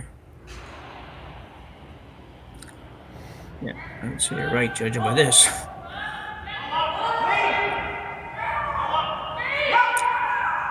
you're going to hit it a little too thick. Yeah, she needs about a half. This is going to be a little thick. She moves hers over enough to be shot rock, but did she leave a double? Yeah. I mean, again, it's going to look like the yellow's going into the side of the red, but keep in mind where she's going to hit that first red stone. Yeah. I think they're wondering, can they get directly at the yellow stone? Then maybe they can. It looks pretty well buried. Yeah, it is. It is very well buried, and our last one didn't really make any great move over there. So you look at where the front edge of that Yellowstone on the tee line is, so it's still 3 to 4 inches in front of the yellow. That's where you're making contact. So when you come across, if you decide to play in off the yellow, you're actually coming to the front edge of the second yellow. You don't have to push it very far behind the red to get 2. Yeah. This shot's, it's probably there. It's not easy, but she only needs to move it, 3 inches? Yeah, that'd be about all at most, yeah.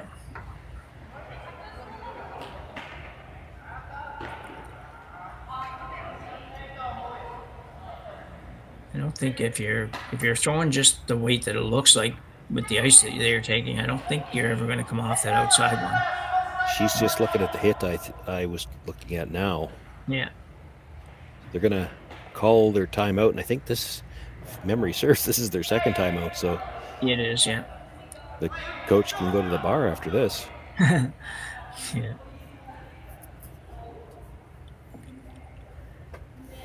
Yeah, I don't know.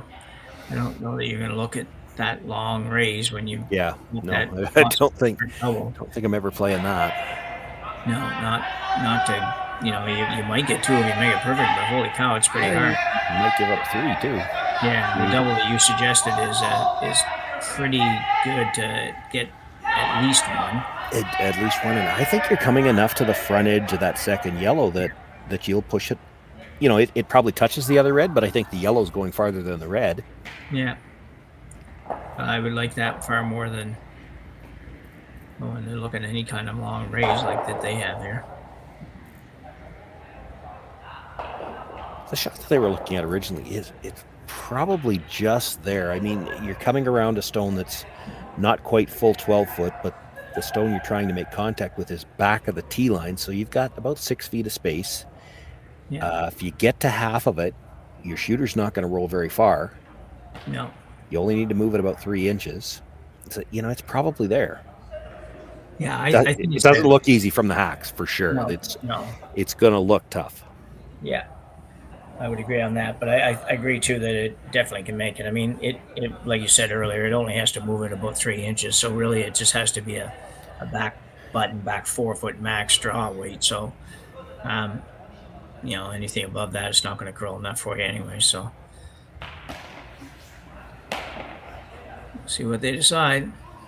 I think the double's there. Now, here's the problem. When you call the timeout, your coach stays down at the other end. He doesn't have the shot that we've got.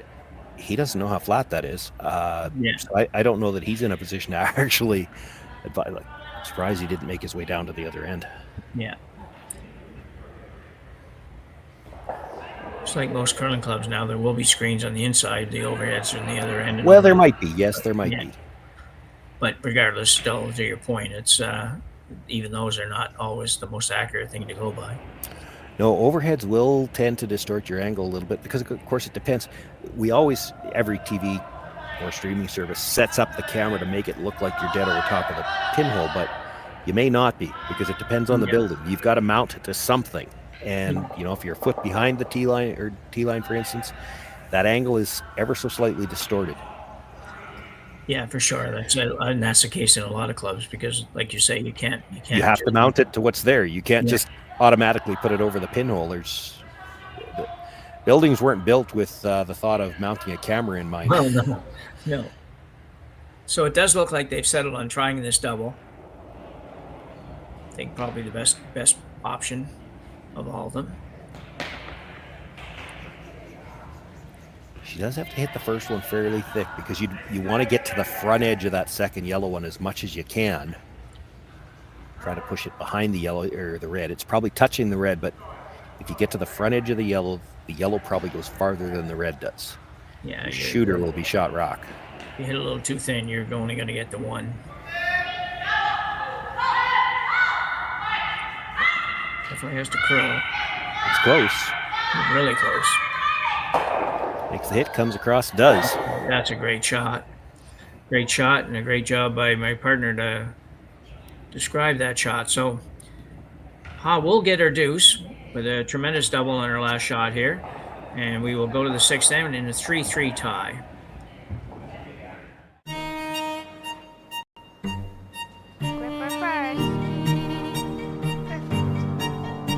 Don't forget the brooms. Yep, you got it.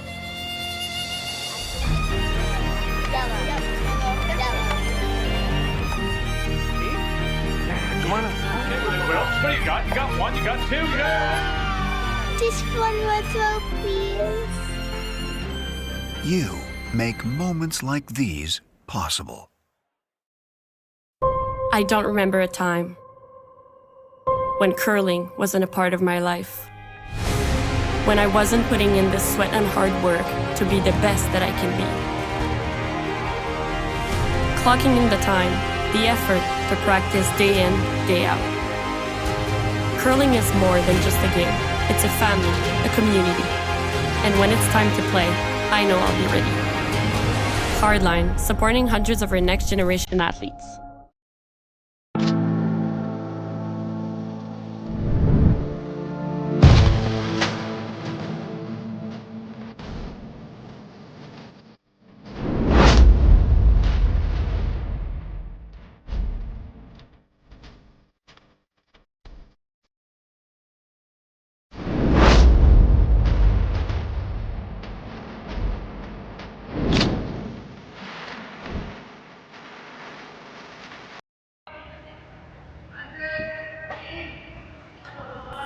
So after a tremendous final stone by Ha at the end of the fifth end, we are in a 3-3 tie in the women's final here at the Saville Grand Prix at the Saville Curling Center in Edmonton, Alberta. My name's Jim Nixon. I'm with Shawn Joyce, and that was quite a final shot, Shawn.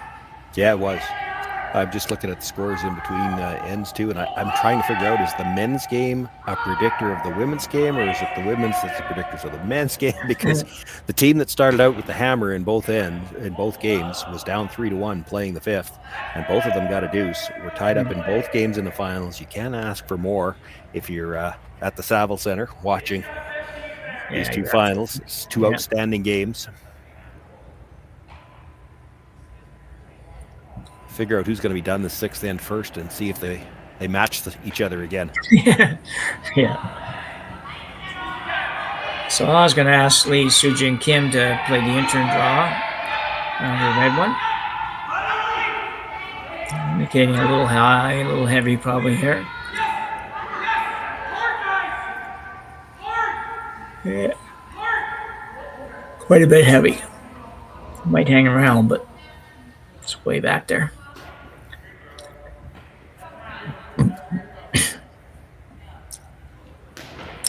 Kerri Einarson's going to play the exact same shot, and would like to have not quite the exact same result. She'd love to have this one above the tee line.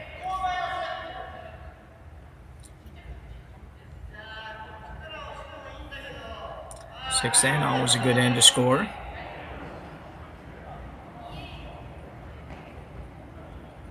Almost always a good end to score. There's times when maybe not, but Kristen Karwacki.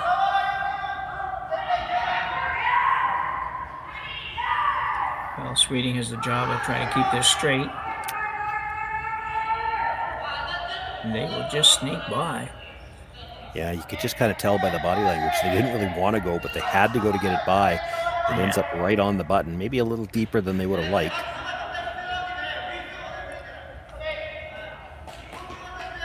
Yeah, it's interesting with that when you watch the sweepers and maybe like you say, Yeah. you have to go and you can just they don't want to go.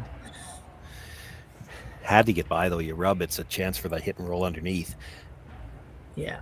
Still, if where are we at here? Tai Yang, if she can make the freeze, it certainly shrinks the scoring area here.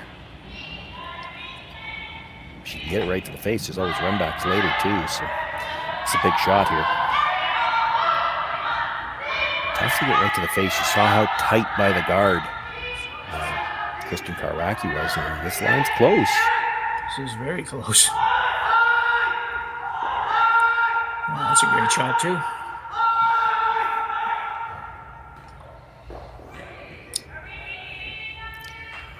Time to bail a little bit. Yeah, Kerri's had enough of that. She might be able to put her own on the circles here if she hits this right. Take the red one a little bit thin and just catch the yellow and roll it into the ring somewhere.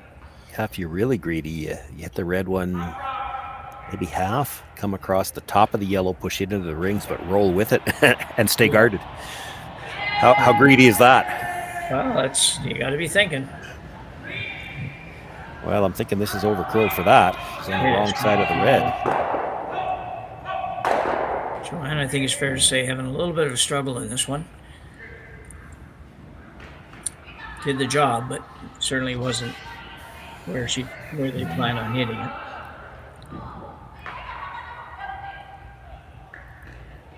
I was going to throw guard.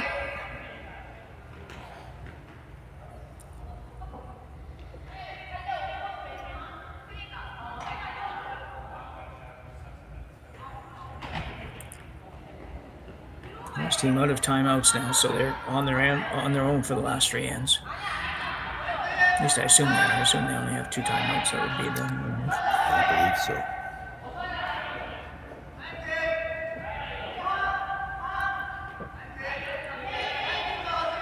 If they go to an extra end, they will get one more in the extra end. Yeah. So, the coach could be in the bar, but he's got to be a little careful in case they have to come back out. In case he has to come back out in the extra end. Yeah.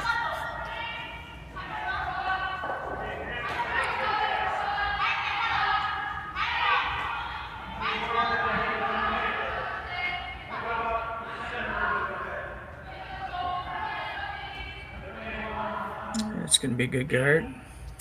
Yeah, it's in line.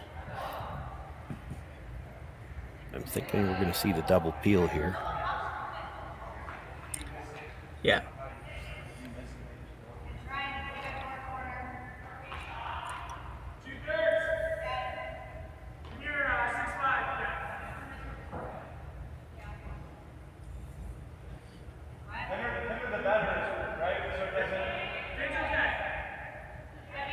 The hesitation here for Kerri Einarson. If you play the double peel, you probably expect that Ha's going to make the play on the Yellowstone, and then you're just trying to get back to a blank. Well, a blank in 6 is not what you want. No. But it's hard to see a good way to turn this into offensive opportunity. You could just straight peel the one guard, make her put it back a couple of times. That's what they're going to play. So just straight peel the red. She'll have to put it back. If they ever over curl or leave you a port to get to that Yellowstone at the top button, there might still be an offensive opportunity.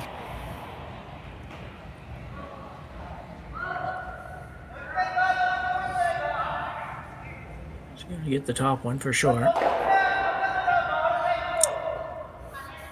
So it did the job. Could have hit if she ever hit it just a hair thinner, she might have actually spilled that yellow on, but that would have almost would have had to miss the other one. Put the guard back here. There might come to a point where Einarson decides to play the angle raise on the yellow, but that's not usually one that you like to do until your last shot. Yeah, well, and even then, the Yellowstone at the back of it's behind the T line, so you run the angle yellow. You make it perfect. She's still got something she could freeze to at the back of the button. It's not the ideal situation. Ha still has to make a decision too as to how many more guards she's going to throw, because she's always also got the option at some point she wouldn't do it this early for sure. Maybe not until it at least skips first. You play the short little angle red onto yellow, and if you're sitting 3, you're in a strong force situation. Yeah.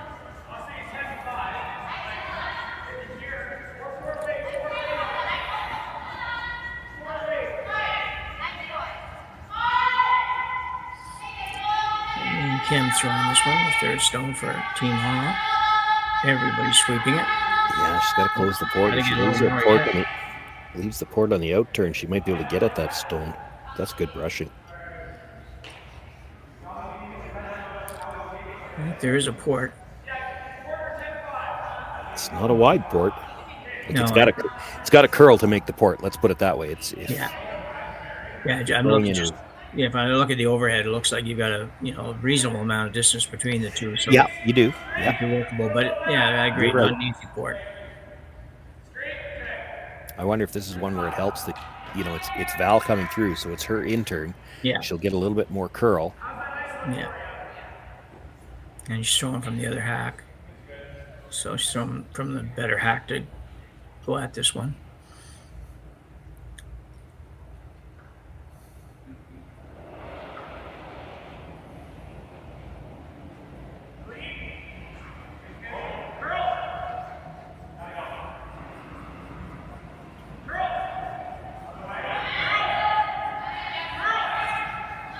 Calling the brush on right away. Didn't look narrow. It's going to curl. It's not narrow. It's going to clip the yellow one now. Do both of them stick in the rings? No, the shooter's going to keep going.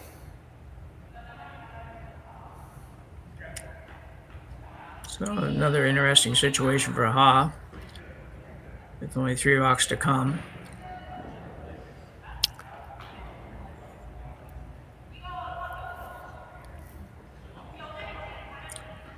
Question whether she throws another guard on her own. Yeah, I don't think you throw another guard. You could freeze to your own or hit the yellow. Yeah. They haven't talked about freezing to their own. I don't mind it.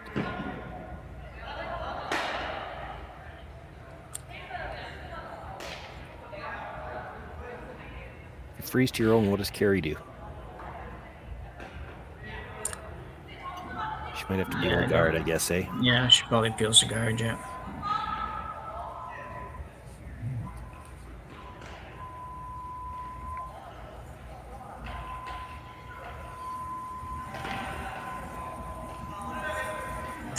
With a chance to remove shot stone and sit 3 here. Yeah, the problem with this, though, she's got to roll to the open side. Kerri's still going to have the same shot, the out turn, or I guess the in turn for Val. There's no port now. It's just the one guard she's got to get by. And she's going to roll over towards this stone, maybe get in front of something. Well, don't think they're rolling very far on this either. No, not rolling at all, I don't think. And get rid of a rock at the back. Oh, boy. There's a double on the Reds. She doesn't even have to play it now. She could freeze the pocket right now and then use that to play the double later. She's going to play the double right now.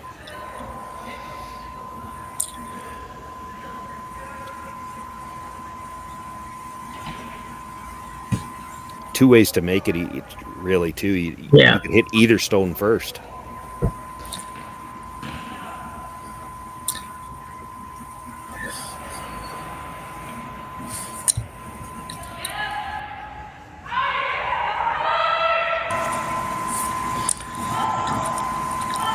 Really close. Got to curl a little bit more. Oh, kind of got in between what they needed. Hit the, just rubbed the stone at the top of the 4-foot first, moved it out of the way, and redirected the shooter more solidly onto the back one. If you get by the first one and just hit the back one first, come into the side of the second one, you move it farther. Yeah. Yeah, I agree. Pretty much has to play the shot that they look like they're indicating here, and that's kind of the freeze at the yellow freeze happens a little bit maybe. But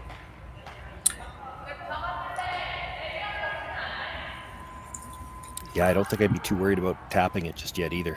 No, just as long as you're right on it, yeah. There's 3 yellows hanging around, and you can't really get rid of anything here, so you try to bump this, and if you roll out at all, it's double to sit 4. Yeah.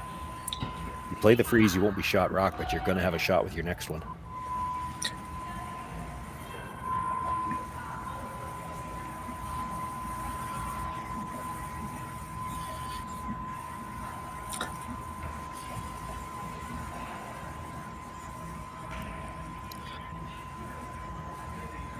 And I think if you're going to play that so precise that you only want to move it about 2 inches, then, or I guess you'd have to move it further than that to be shot. And I think there's a really good chance you'll set up a double, as you mentioned. So I think you got to be really careful here.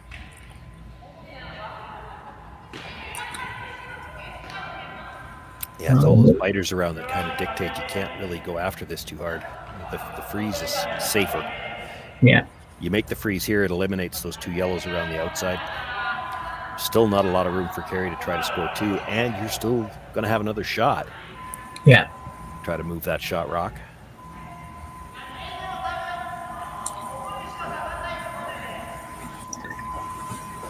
There's been more cleaning going on in this game than any game I've ever seen in my life.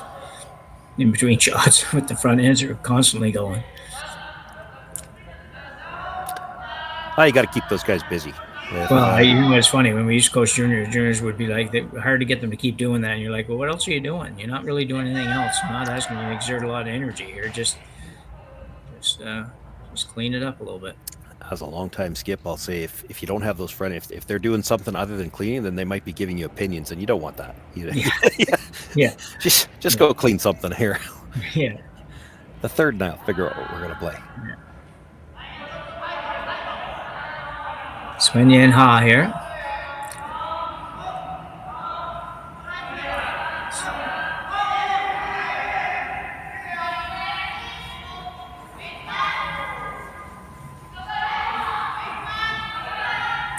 Line looks pretty good.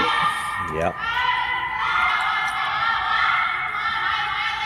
They don't throw big weight, but they throw a lot of rotation, so their rocks will carry a long way, and we've certainly seen that with their brushers so far this game. They've been able to carry things a long ways.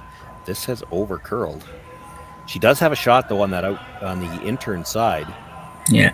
It actually curled far enough she can get to it on the intern, red on the yellow.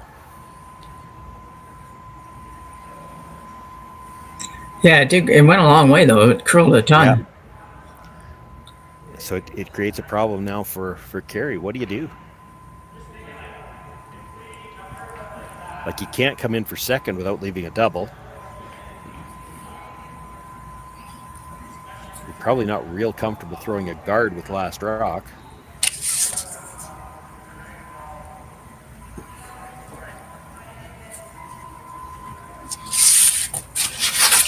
Yeah, tough call.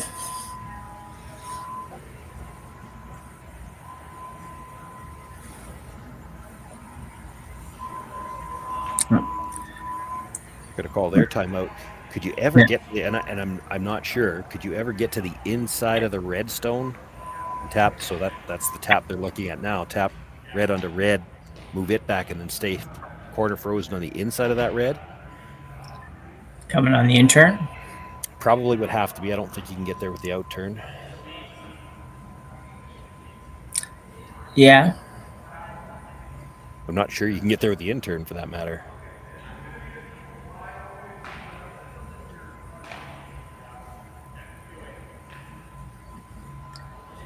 Reed Carruthers. Hadn't seen Reed all weekend till now, so.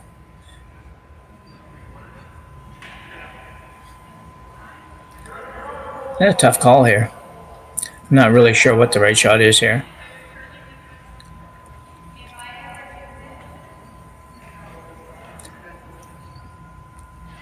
Do you ever peel the guard?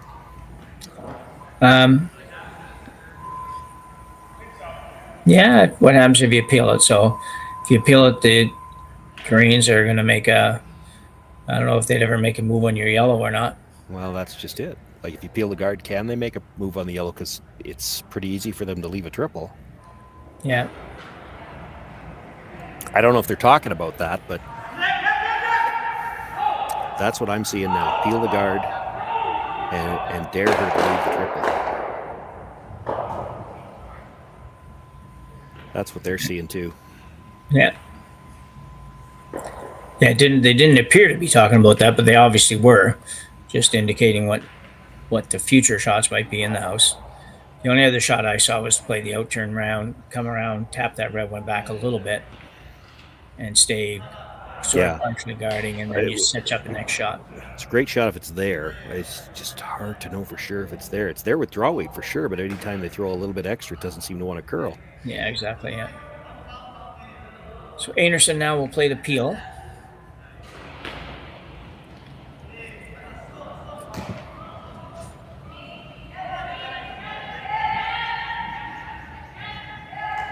No problem there.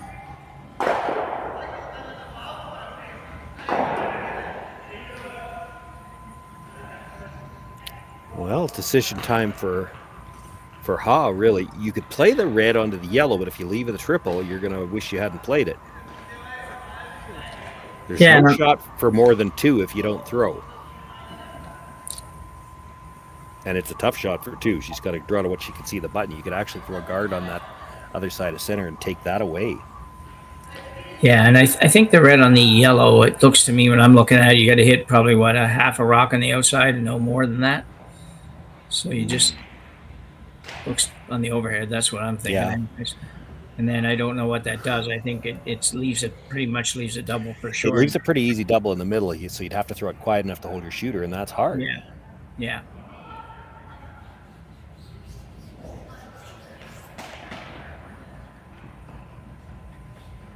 If you put this stone, if you look at where the third is now, put this stone right where her brush was, right where it is right now. How do you get 2? Yeah, I think you would try to make sure you just give up the 1 here. You'd love to be able to remove the yellow maybe and roll away and sit 3 and make Kerri make a good shot against 3, but I don't know. It's pretty tough and has more potential to go wrong than right. I guess, Kerri can always come off of her yellow at the edge of the 12-foot. Tough shot, but I don't think she can ever hurt herself playing that one. Yeah. And certainly if you put this kind of where they're tapping the ice, that might be all she's got left for 2. She'll play it if it's all she's got left. Yeah. She may well make it, too. Yeah.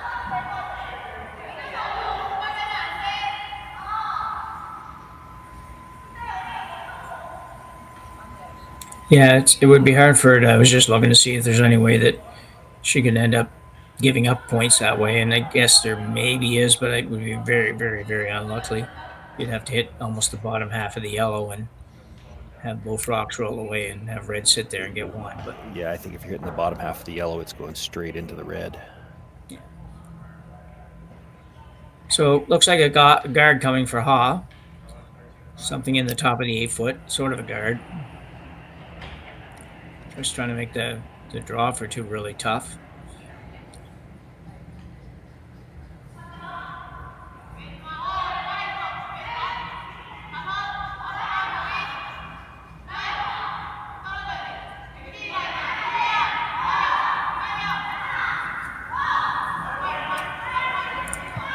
Looks pretty good.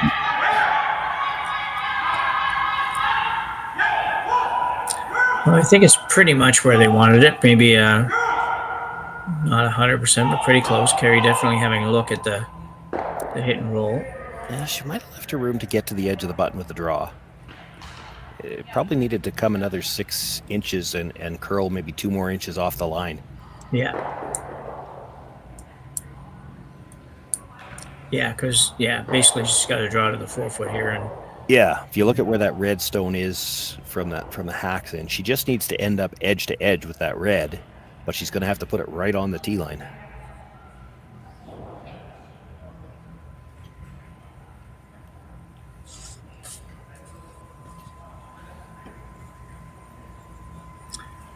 Yeah, and she does have to get full 4-foot. Anything less than absolute full 4-foot, and she won't score 2.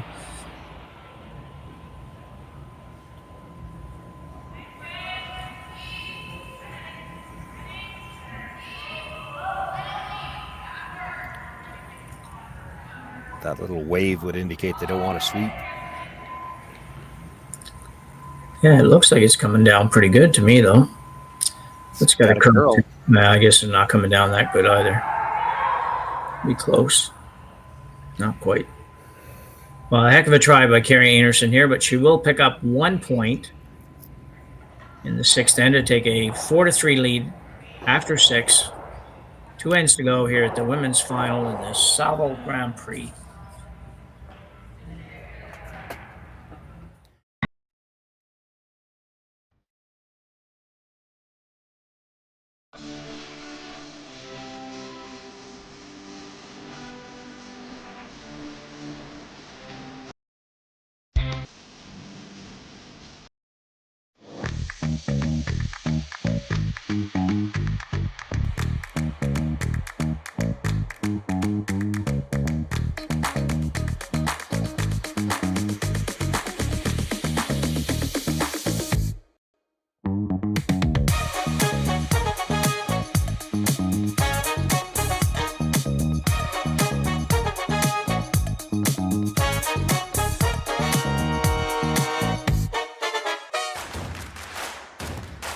Imagine being able to stream every curling game from every sheet from any event, be it your Wednesday league game, bonspiel, or corporate event. Curling Stadium offers an all-inclusive streaming solution featuring high-quality cameras, ease of use, great reliability, and minimal installation. Offering your sponsors customizable ad space on your streamed curling games and being able to sell video packages to your corporate events for increased revenue. With Curling Stadium, you can stream to any device, be it your mobile phone, tablet, or computer. Push the feed to your desired platform, be it Facebook, YouTube, or any other social media. Curling Stadium is simply the way forward. Where it's commonplace in other sports to televise every game, we want to do the same. Curling is a global sport, and it's time it gets the coverage it needs. Make your curling club the next Curling Stadium.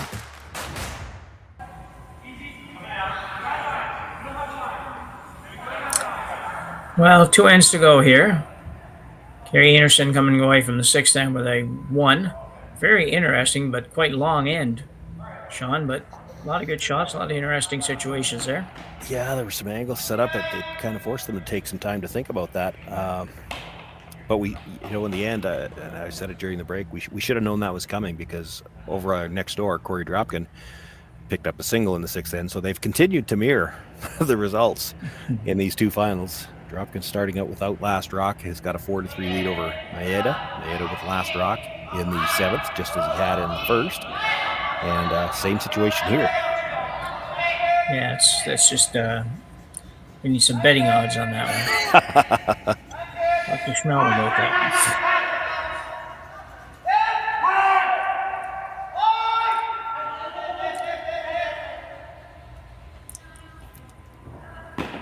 Well, obviously not where she wanted to go with that one, way at the back of the 8 foot. But they've had a couple of deep draws.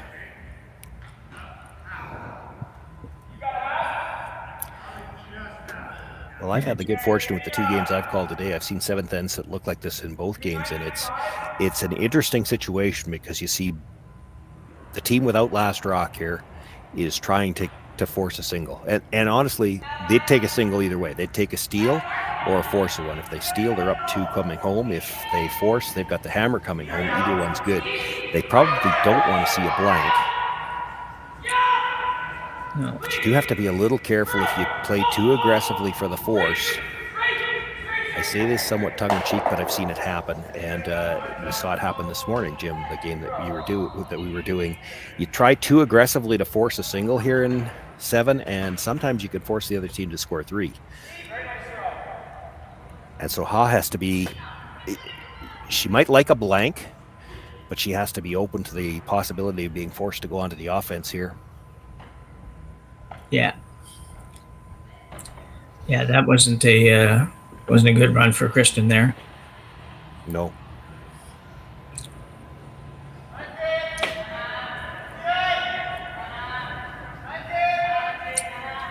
So Jin Kim now try to go in the house and a little higher this time.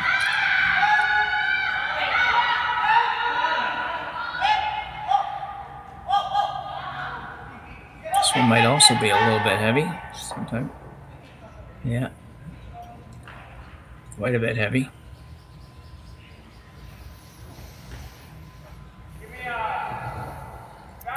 It's making the blank look pretty unlikely, though. Yeah. It's tough. You got to get a little better result out of the first couple rocks there. This looks like Kerri's going to come through this hole. Yeah, she thought about drawing, but it's tough to ignore 2 red biters back there. Just what I said. You don't want to force them to score 3. Yeah. And you're in trouble.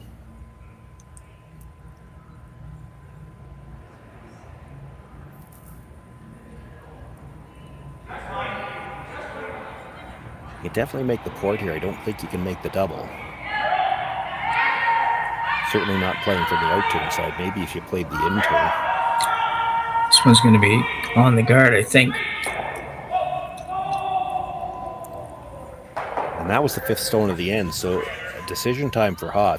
If you wanted to play for the blank, if you were one of those teams that we'd rather be 1 down with last rock coming home, she could peel the guard right now. Yeah. She's opted to play the come around. Yeah, she's going to play the come around. Well, the chance for 3 still alive, too. Yeah.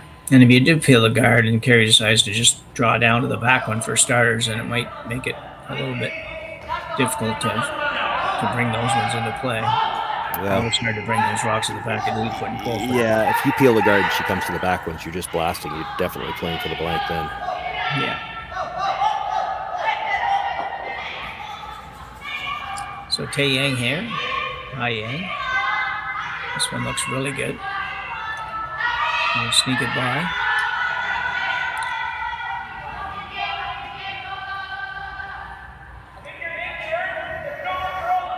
Better result. Probably looking for a little more depth than that, but still. Yeah, it's, when you don't have when you have last rock, being up high in the ring's not bad. No. Kerri thinking about the run now. That's a bailout shot really at this point in the end. Her first thought was to hit the back stone in the back of the 8 and try to roll in front of the one in the back 12. Yeah. So the whole squad's going to come and have a look here. I don't imagine they're uncomfortable giving up 2, but at this point in time, they have to be really conscious of the risk of 3. Yeah. The run is an interesting option because you could certainly run it back there and have the red go back and take out another red one at the back. But well, you could, but you could be 1 shot away from a blank end too. Yeah, and you also have and the run is a lot more difficult than it looks on this long view. It looks like it's so close to that's true. Yeah. Overhead, it's not quite as gimme. It almost looks like a gimme on the long view here. Well, I expect she probably makes the one in the 12-foot, but it's not a gimme to make contact with the 2 at the back for sure. Exactly. Yeah. Could be awful close to making it at the back and just jam one and miss the second one. Yeah.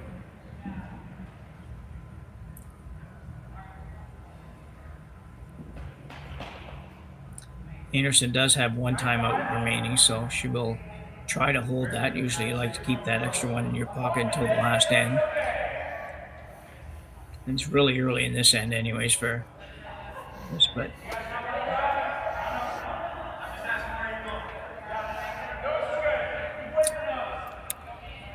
I don't mind her shot call to play the hit and roll in front of the one at the back 12. No.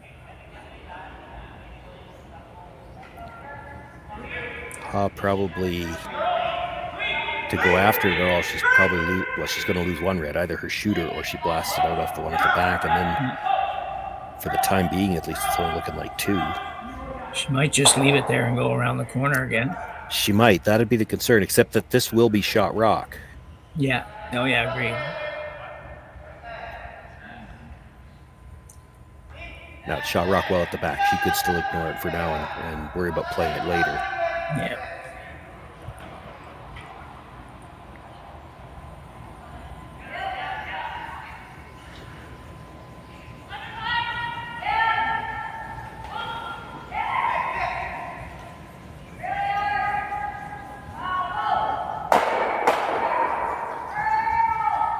Looking like a nose hit.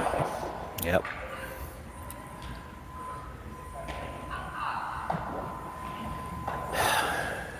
Like to roll away from here if you're high, I think.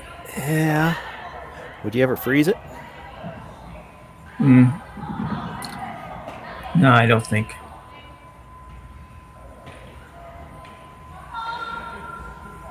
Okay, you can hit and roll to the other side of the center. Back 8 foot over there is a pretty good spot.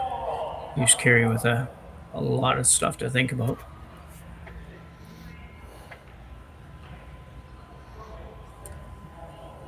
Tai Yang with her second.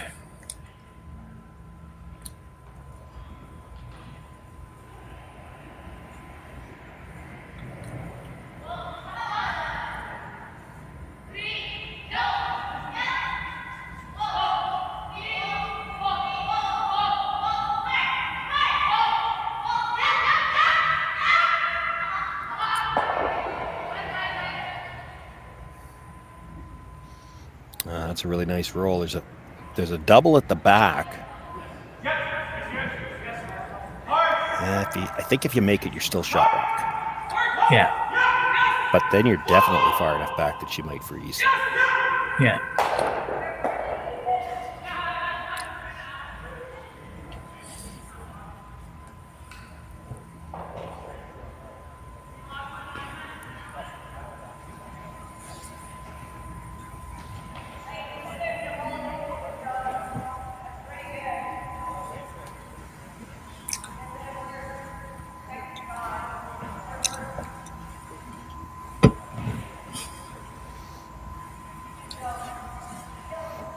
So it's a hit and roll or the double. I don't know if there's a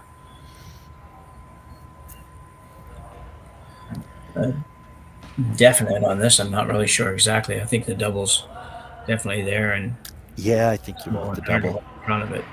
Looks like she's throwing some big weight here. I don't know whether she thinks she might be able to spin up a little bit.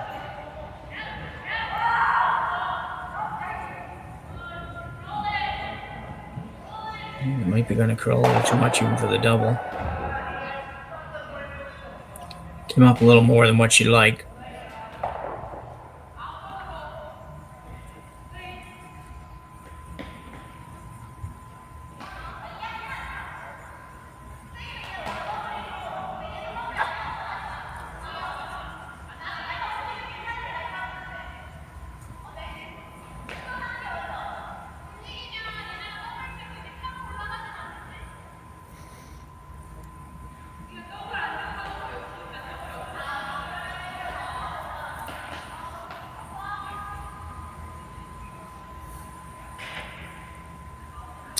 Well, I was probably going to leave a double here, an easier double for Einarson. Yeah. Mind you, I don't think she minds leaving a double at the back. No. No, it's going to be really hard to not leave it back there. You're just flirting with. You don't have a lot of room to work the rock. You kind of got to go where it's going to stay.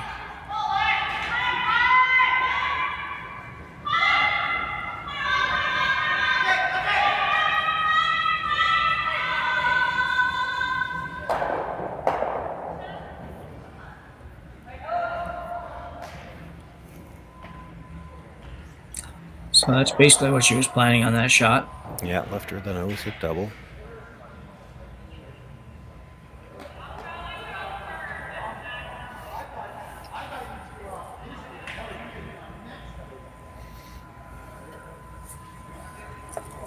Well, Sweeting throwing her out turn.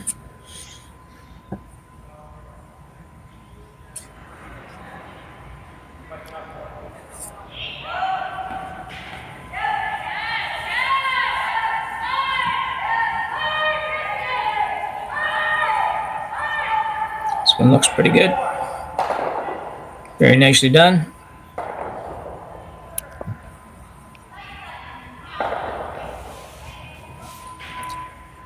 Looks like Ha's content to play this in for two. Yeah, it does. Yeah, I was thinking the same thing. I was thinking it's a good spot to freeze, right? You make the freeze, Kerri blasts it out, you come around, and you've got a chance for your three. Yeah.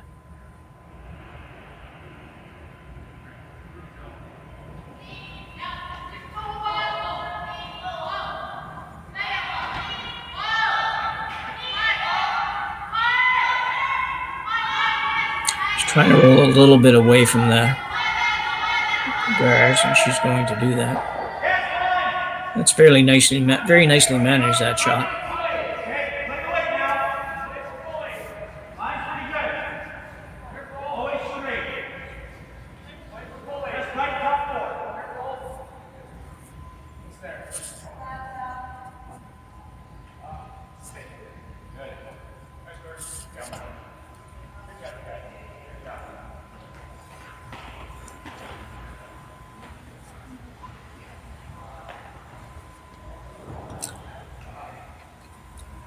Going to be important for Einarson to stay here. Einarson to stay here. If she stays, that come around, try to set up 3 is still available.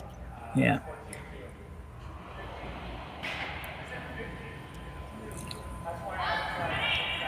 I'm going to throw it back a little bit.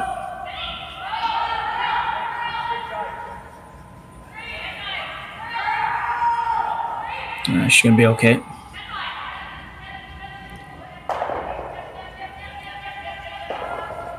We even got shot rock.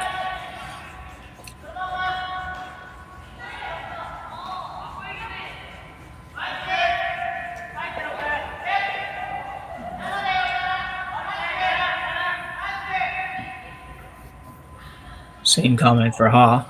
Yes. Yeah. When she stays. Well, yeah, not as critical because it's a tough come around for Kerri. She's probably going to have a shot at 2 no matter what. Yeah.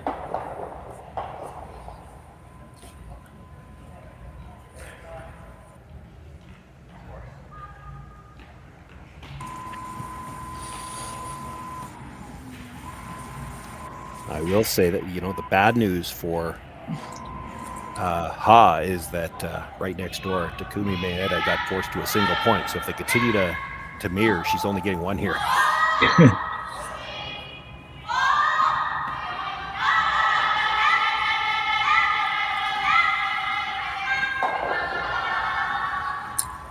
Done a good job of trying to move that rock where they'd like it to be. It's a nice roll too, because if Kerri tries to roll back underneath the guard, she might be far enough back that it's just a draw for 2. Yeah. I don't know if she can bury and be shot rock. No, it would be, if she's completely buried, it looks like it would be difficult to be shot, but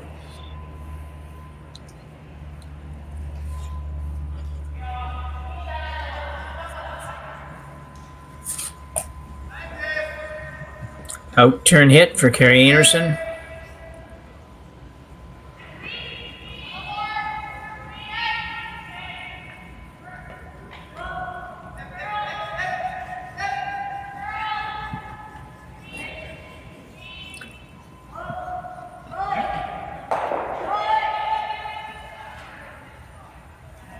Well, she's shot. She's not buried, but she's not far away from it. If it had rolled to dead buried, I think she's too far back, but she's made it as difficult as she could. No, I think it was a tremendous shot. It was very, very difficult to make this shot as difficult as she's made it. And it does set up the possible 1 score. Yeah, they're looking at the hack waiter. I thought they'd throw this as just a heavy draw. Yeah.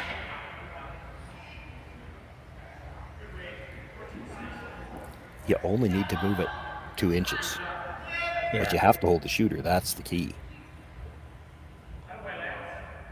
And if you play this as a heavy draw and it over curls and you touch the red, you could split and get the 2 that way. Well, you're right. I don't like this weight call.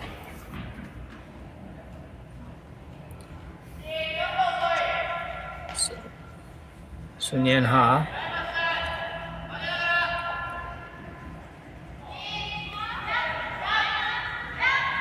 Sweep is on it pretty quickly. I think she's okay. Needs to curl, probably, more than...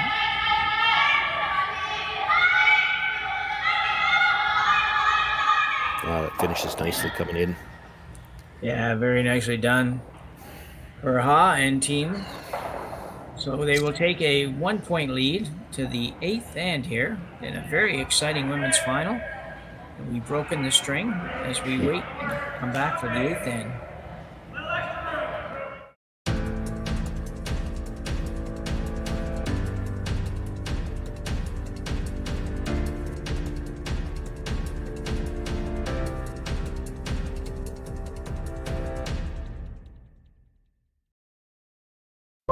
I don't remember a time when curling wasn't a part of my life. When I wasn't putting in the sweat and hard work to be the best that I can be.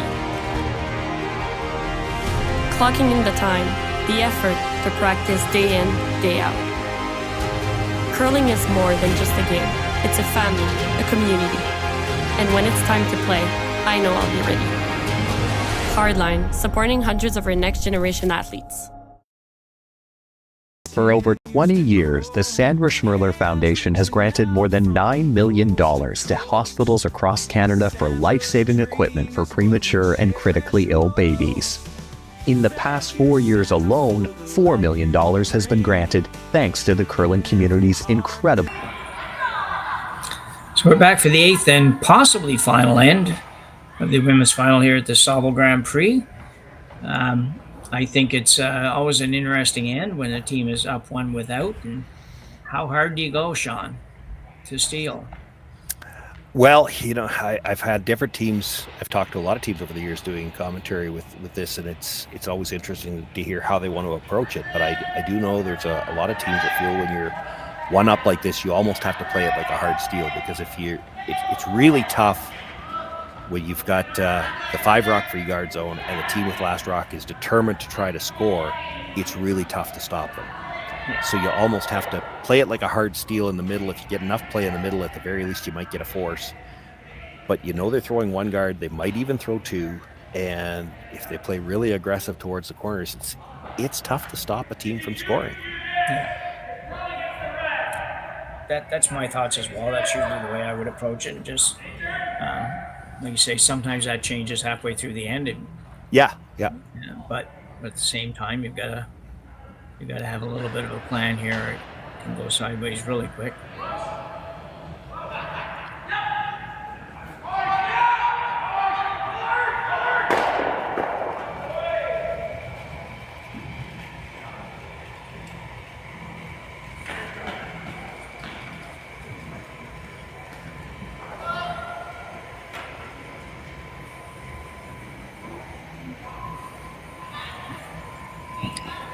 Seungyoun Kim, a little trouble with draw weight the last end. Yeah, she slid a couple of rocks deep in this game. Needs to be in front of the tee line on this one. She has a nice guard out there. This one's looks like it's going to be heavy again, though. Oh, geez, dug in pretty good.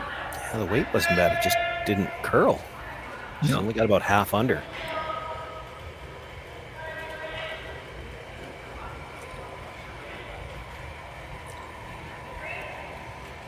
Kerri Einarson going to play the freeze.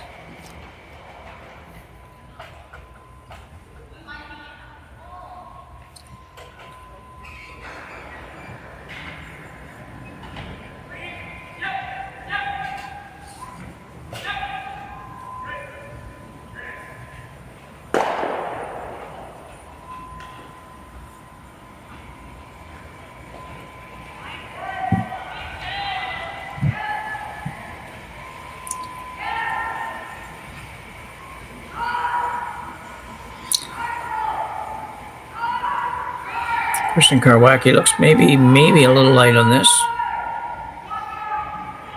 That's not bad, I don't think. I'd love to get to the inside. Is it going to curl enough? Yeah, I think it does. Yeah, no, a real good shot. Boy, both of those last 2 rocks seem like they fudged down in the house. They might be getting a little flat on the sliding surface there. And that could be a factor if somebody has to throw a draw with the last stone. Oh, absolutely, yeah.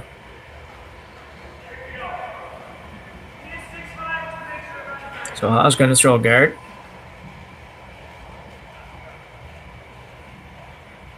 Yeah, I think she'll look to come close to the corner on that yellow stone.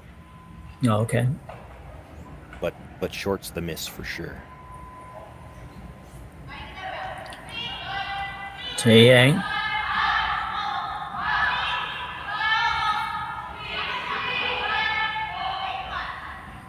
Absolutely can't bounce off on this.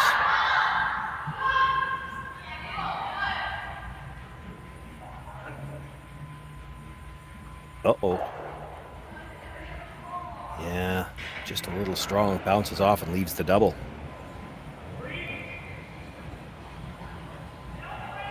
Yeah, she's going to have to come really tight to the guard, but it's definitely there.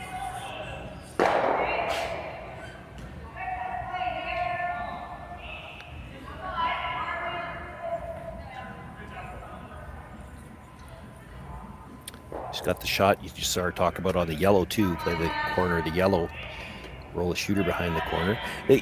She could be just a shade high on this red too and just jam the second one, leave her shooter in a good spot. It's not a bad result either. Yeah. Joanne just wants to figure out which rock she needs to throw here. She was almost ready to kick that one back into the corner, just sticking with it now.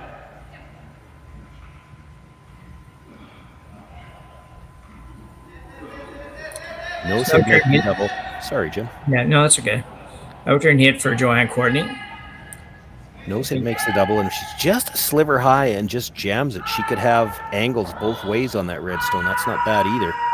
Boy, this is going to overcurl, though.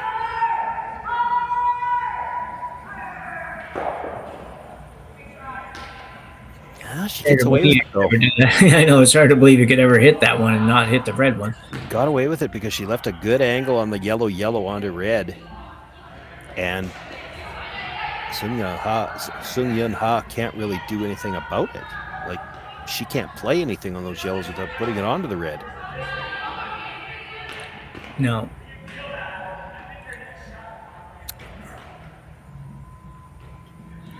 I don't see that the corner freeze on the top yellow does anything for you. If you could corner freeze the second one, that's not bad. It would be good. It's tough. It's tough, but it's probably the best shot.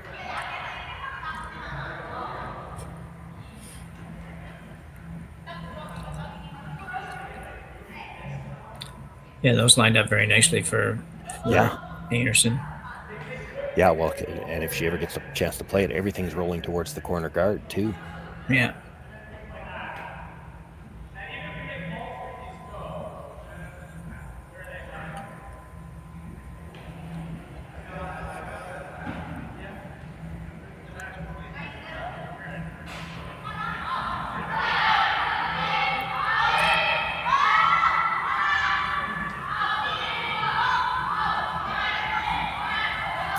Same issue here as there was with the last one, though. She cannot bounce off.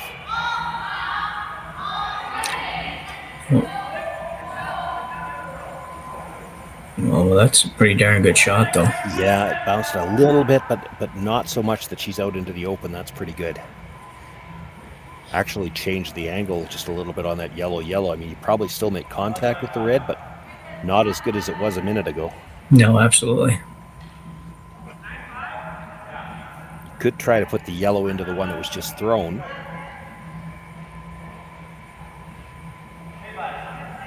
Yeah, that might be the shot. And then let me ask you, Jim, because there's a couple of ways you could do this. If you're putting the yellow into the red that was just thrown, are you trying to kill it, or are you just trying to pop it out into the open where you might have a double off it later? Like, both are good. Which is easier? Yeah, which is easier, yeah. Yeah, it's not easy to just leave it in a spot for a double, but I like the idea of just popping it out and hanging around the corner, but I just don't know how delicate that is. Well, yeah, I mean, they're calling bumper, but with what you can see and how you're hitting it, that still might only be enough to just pop it out. Yeah. You want to keep the shooter in play for sure. Get half a rock with bumper. This could be interesting. We're going to get some interesting angles this end by the looks of it. Kerri trying to keep this one straight. Don't want to hit very much of that yellow. Half is close, I think. They're going to move it a little farther than I would have liked, but her shooter doesn't roll as far as the red, so she's sitting shot third and fourth. That sounds good, but... Well, I think it is good. There's a double available in the middle, but hard not to leave a double back, and it's the fact that you stayed for fourth is what really matters. Yeah. You only need two here. You don't need a million. You only need two. Exactly, yeah. If she can hit this just off nose on the center line side, she could possibly make the double and roll behind the guard. If she could make the double and roll under, that's a fantastic shot. It's probably just there. Yeah.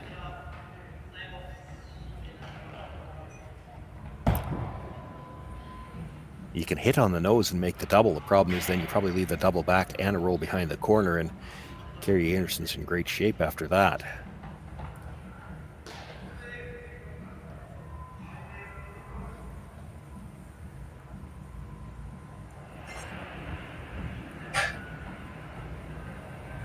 Eileen Kim. He has to make the double here. This is curling hard early. Got to get it by that guard. Got to get it by the guard. She won't. But she did at least partially guard her own rock. Yeah, covered most of the red one. I don't know if she's a little tight or if it was just need a little more ice, or a little light maybe too. She could have been.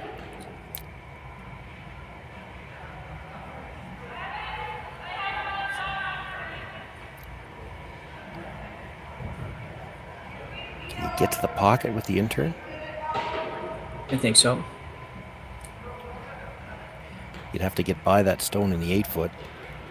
I don't know if you can get to the inside of that red one with the out turn right now. No, I don't think you could, for sure.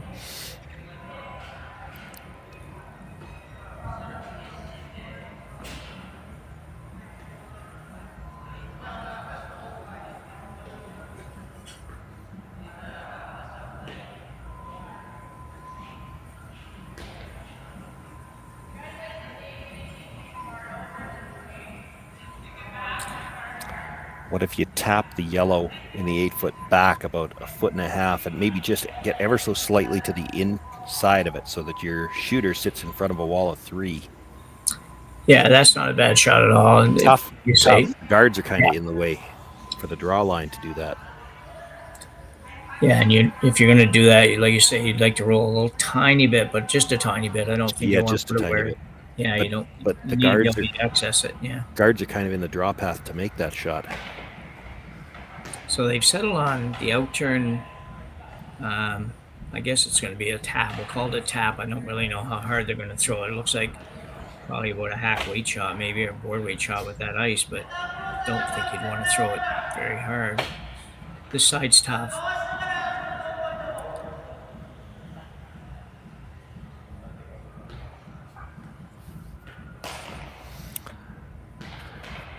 Yeah, and the problem with this is where you roll, you might leave a double back into that stone at the top of the button. You almost need a big roll here. Those are going really, really hard on this. It'll be really hard to get this by. Once they're by, they might try to go for the nose. Yeah. I don't think you're going to roll far enough. Very nice shot, though. Gets the red all the way out. That's important. Yeah. Now she's sitting 4.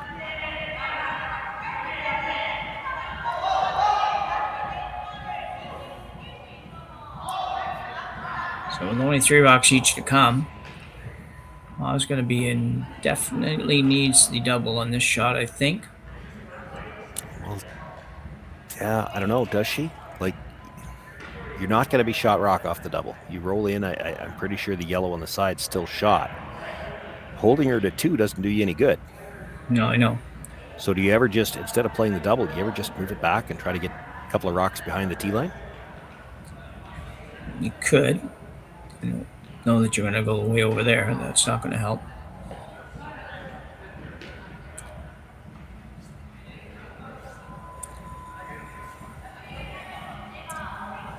I don't know if they think they might be able to get second shot, or get shot rather, if they make the double. I don't know. It doesn't look like it would ever be able to be possible without spinning it too far over and being wide open. Yeah. I think if you make the double, you're probably better off to stay right there, force Kerri to hit it back, and then you can come around everything. Yeah.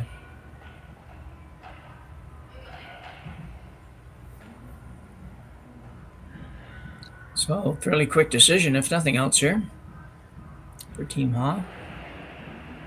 And Eileen Kim.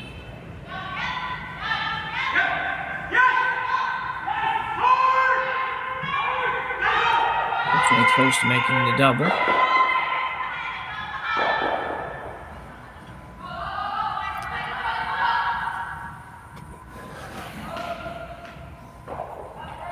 Well, it did stay right there, so. Yeah. It's second shot, so Kerri's going to have to make a play on it.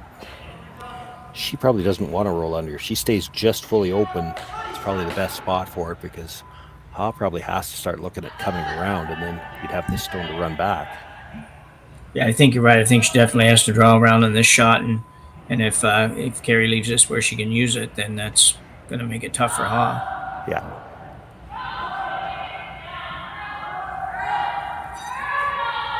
This one's out there a long ways. Yeah, it's going to have to curl if it's going to stay right there.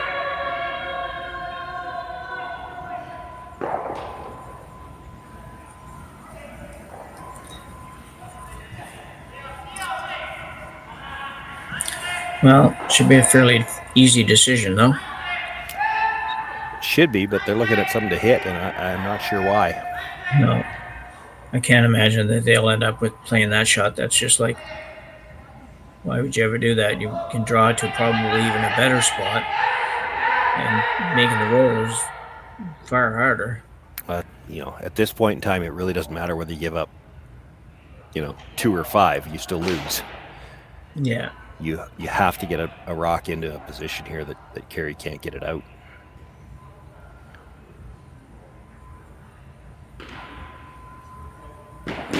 That is a ridiculously tough shot.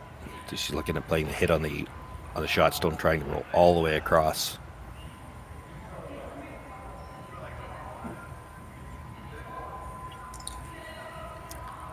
Where they're looking to put this, they'd still be second shot. Now, it's still better than what it is. If you bury this for second, it still presents a problem for Kerri. Where do you put the next stone? Can't leave a double. She's got the hit and roll under on the yellow stone that's there now. I don't know why you'd go there, though, myself. I think it's a setup. Like, you get second, it cuts out the 3 on the right-hand side as we look at the overhead. Where does Kerri go with the next one? Because she's still got the hit and roll under. Like, if you put this stone where she's got the broom, now you hit shot rock on your next one and roll under the guard, you're dead buried in the 4-foot. So it takes away those 3 on the side, and Kerri still has to figure out where she's going to get her second point, and knowing that there's hit and roll available on the open stone.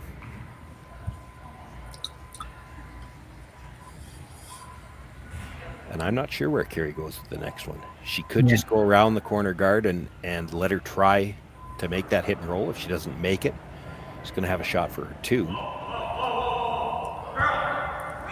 She could peel the center guard. Yeah.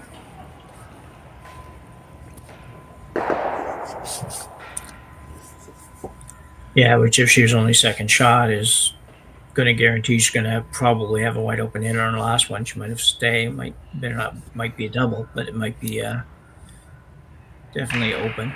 Well, it probably changes the shot. If she comes around and you peel the center guard, she can't roll under. She probably has to hit on the nose, stay right there, and force Kerri to play. If she wants to play the double, she's going to have to play the slash double and risk losing the game. Yeah.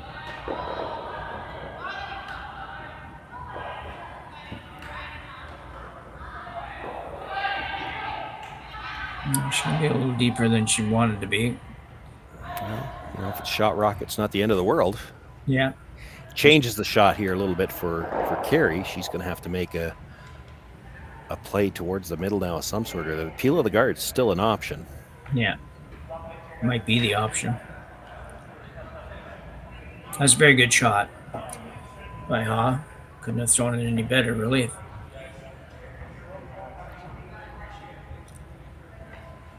You peel the guard, does Ha have to draw for her life? Guard for her life, pardon me? Yeah, I think so, yeah.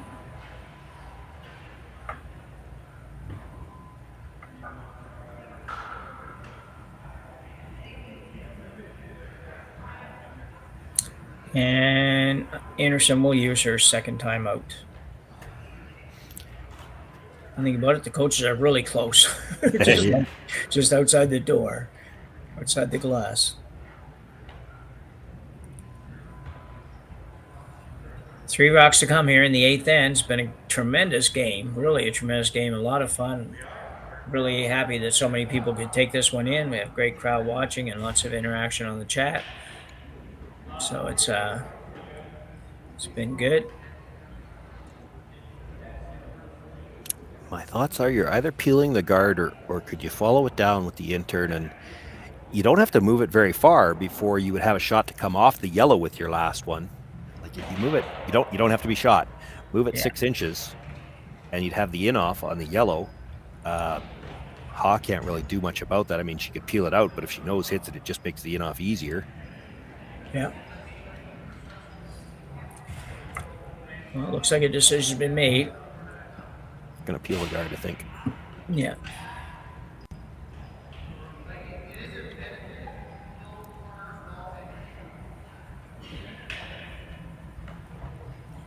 This is never wrong. You peel the guard, but part of it, they would have already discussed this too. If Ha makes the guard, if she makes the perfect guard on her last one, are you drawn for one or are you playing the angle run in? Because all you have to do is make that red go away. Yeah. It certainly seems like the tendency these days is to go for the win in this end, and if you have any shot, not maybe almost, regardless how difficult, but anything that's reasonable to have a chance to make, you want to make it. Well, and that run would be reasonable. Like it's close to half a rock, right? It's not an unusual piece of the stone to try to hit. It's not ridiculously thin or anything like that. Now, having said that, in order for that to still be an option, you can't double peel them here, which is a possibility.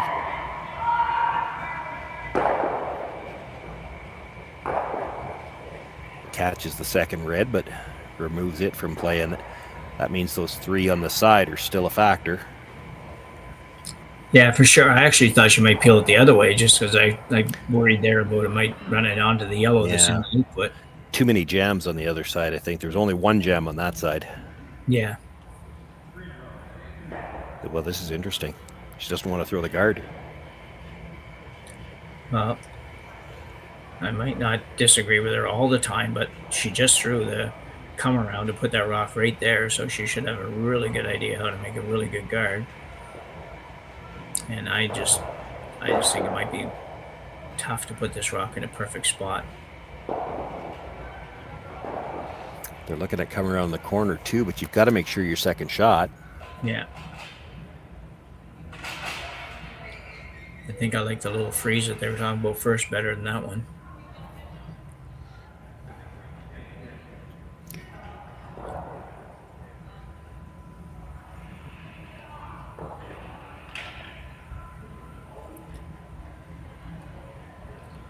One thing about this shot is that you might possibly be playing for the win if you play this shot, because Kerri would perhaps have a really tough time scoring 1.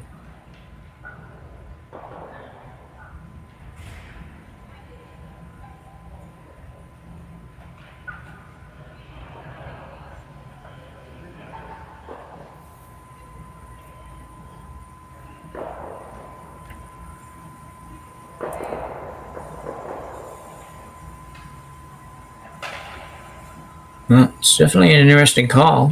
Yeah, this is a tough shot.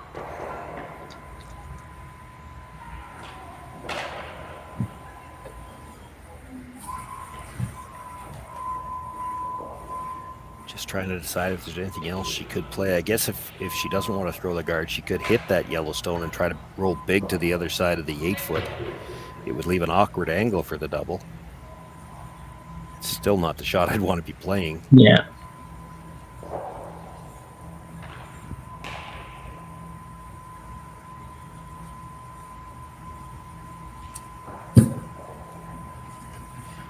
If she does make the corner freeze, I don't think Kerri's got a shot for 2, but she's got to absolutely lock it on the corner here.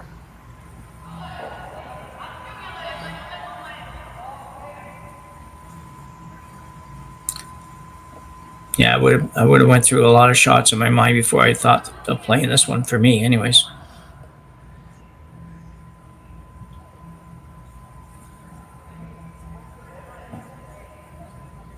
Well, one thing you could say in a lot of cases, as long as you make whatever shot you call, you won't be in very much trouble. If she makes what she's called here, she's actually dodged the bullet. Yeah.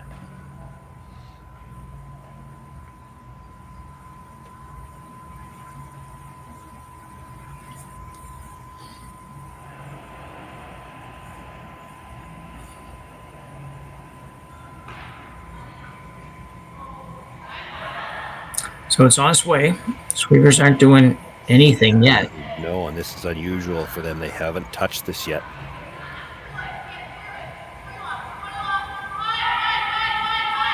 He does want to set up an easy double. Well, she did. Yeah, unfortunate. I don't know what happened there. I don't know if it was just a little too much weight to get it to curl enough, or it did look like a lot of broom to get all the way over to there. This still has to be made. It's not a gimme. If Kerri's a little bit on the high side, she could jam this second stone. If she's a little on the low side, she could miss the second stone. These straight back ones like this are always a little harder than you give them credit for. But there's not a lot of separation between the two of them. That doesn't help. No. Yeah, I'm a little surprised they swept it. If they don't separate them as much, it's hard to get this top red by the yellow. Yeah, Really, exactly. they didn't need to bump it that big. A corner freeze on the red could have worked. If you ever hit this a little bit on the outside, you might lose, so you got to be. So Kerri Einarson with a shot to win here. In the 8th end, out turn hit, playing a double. Certainly a shot that she's very familiar with. Gonna have to go to hold the line. This is inside the nose. And move it just far enough. Enough to move it far enough and score 2. So Kerri Einarson is the Saville Grand Prix champion for this year in a great curling game. That was a pleasure to watch that one, Shawn. It was an outstanding game. A lot of good angles to look at, a lot of good shots, a lot of good strategy discussions. It made for an interesting game, and that was the case all day today. We had, at least I had 3 outstanding games through the quarters, the semis, and here in the final. So on behalf of myself, Jim Nix, and Shawn, Joyce, and our production guys of who do we have in the production today? We had Tim Burton, and of course, as always, Jerry Gertz. So we're thrilled to be here. Thank you for joining us. A reminder to like and subscribe to our station on Curling Stadium, Edmonton, and we will see you again next weekend.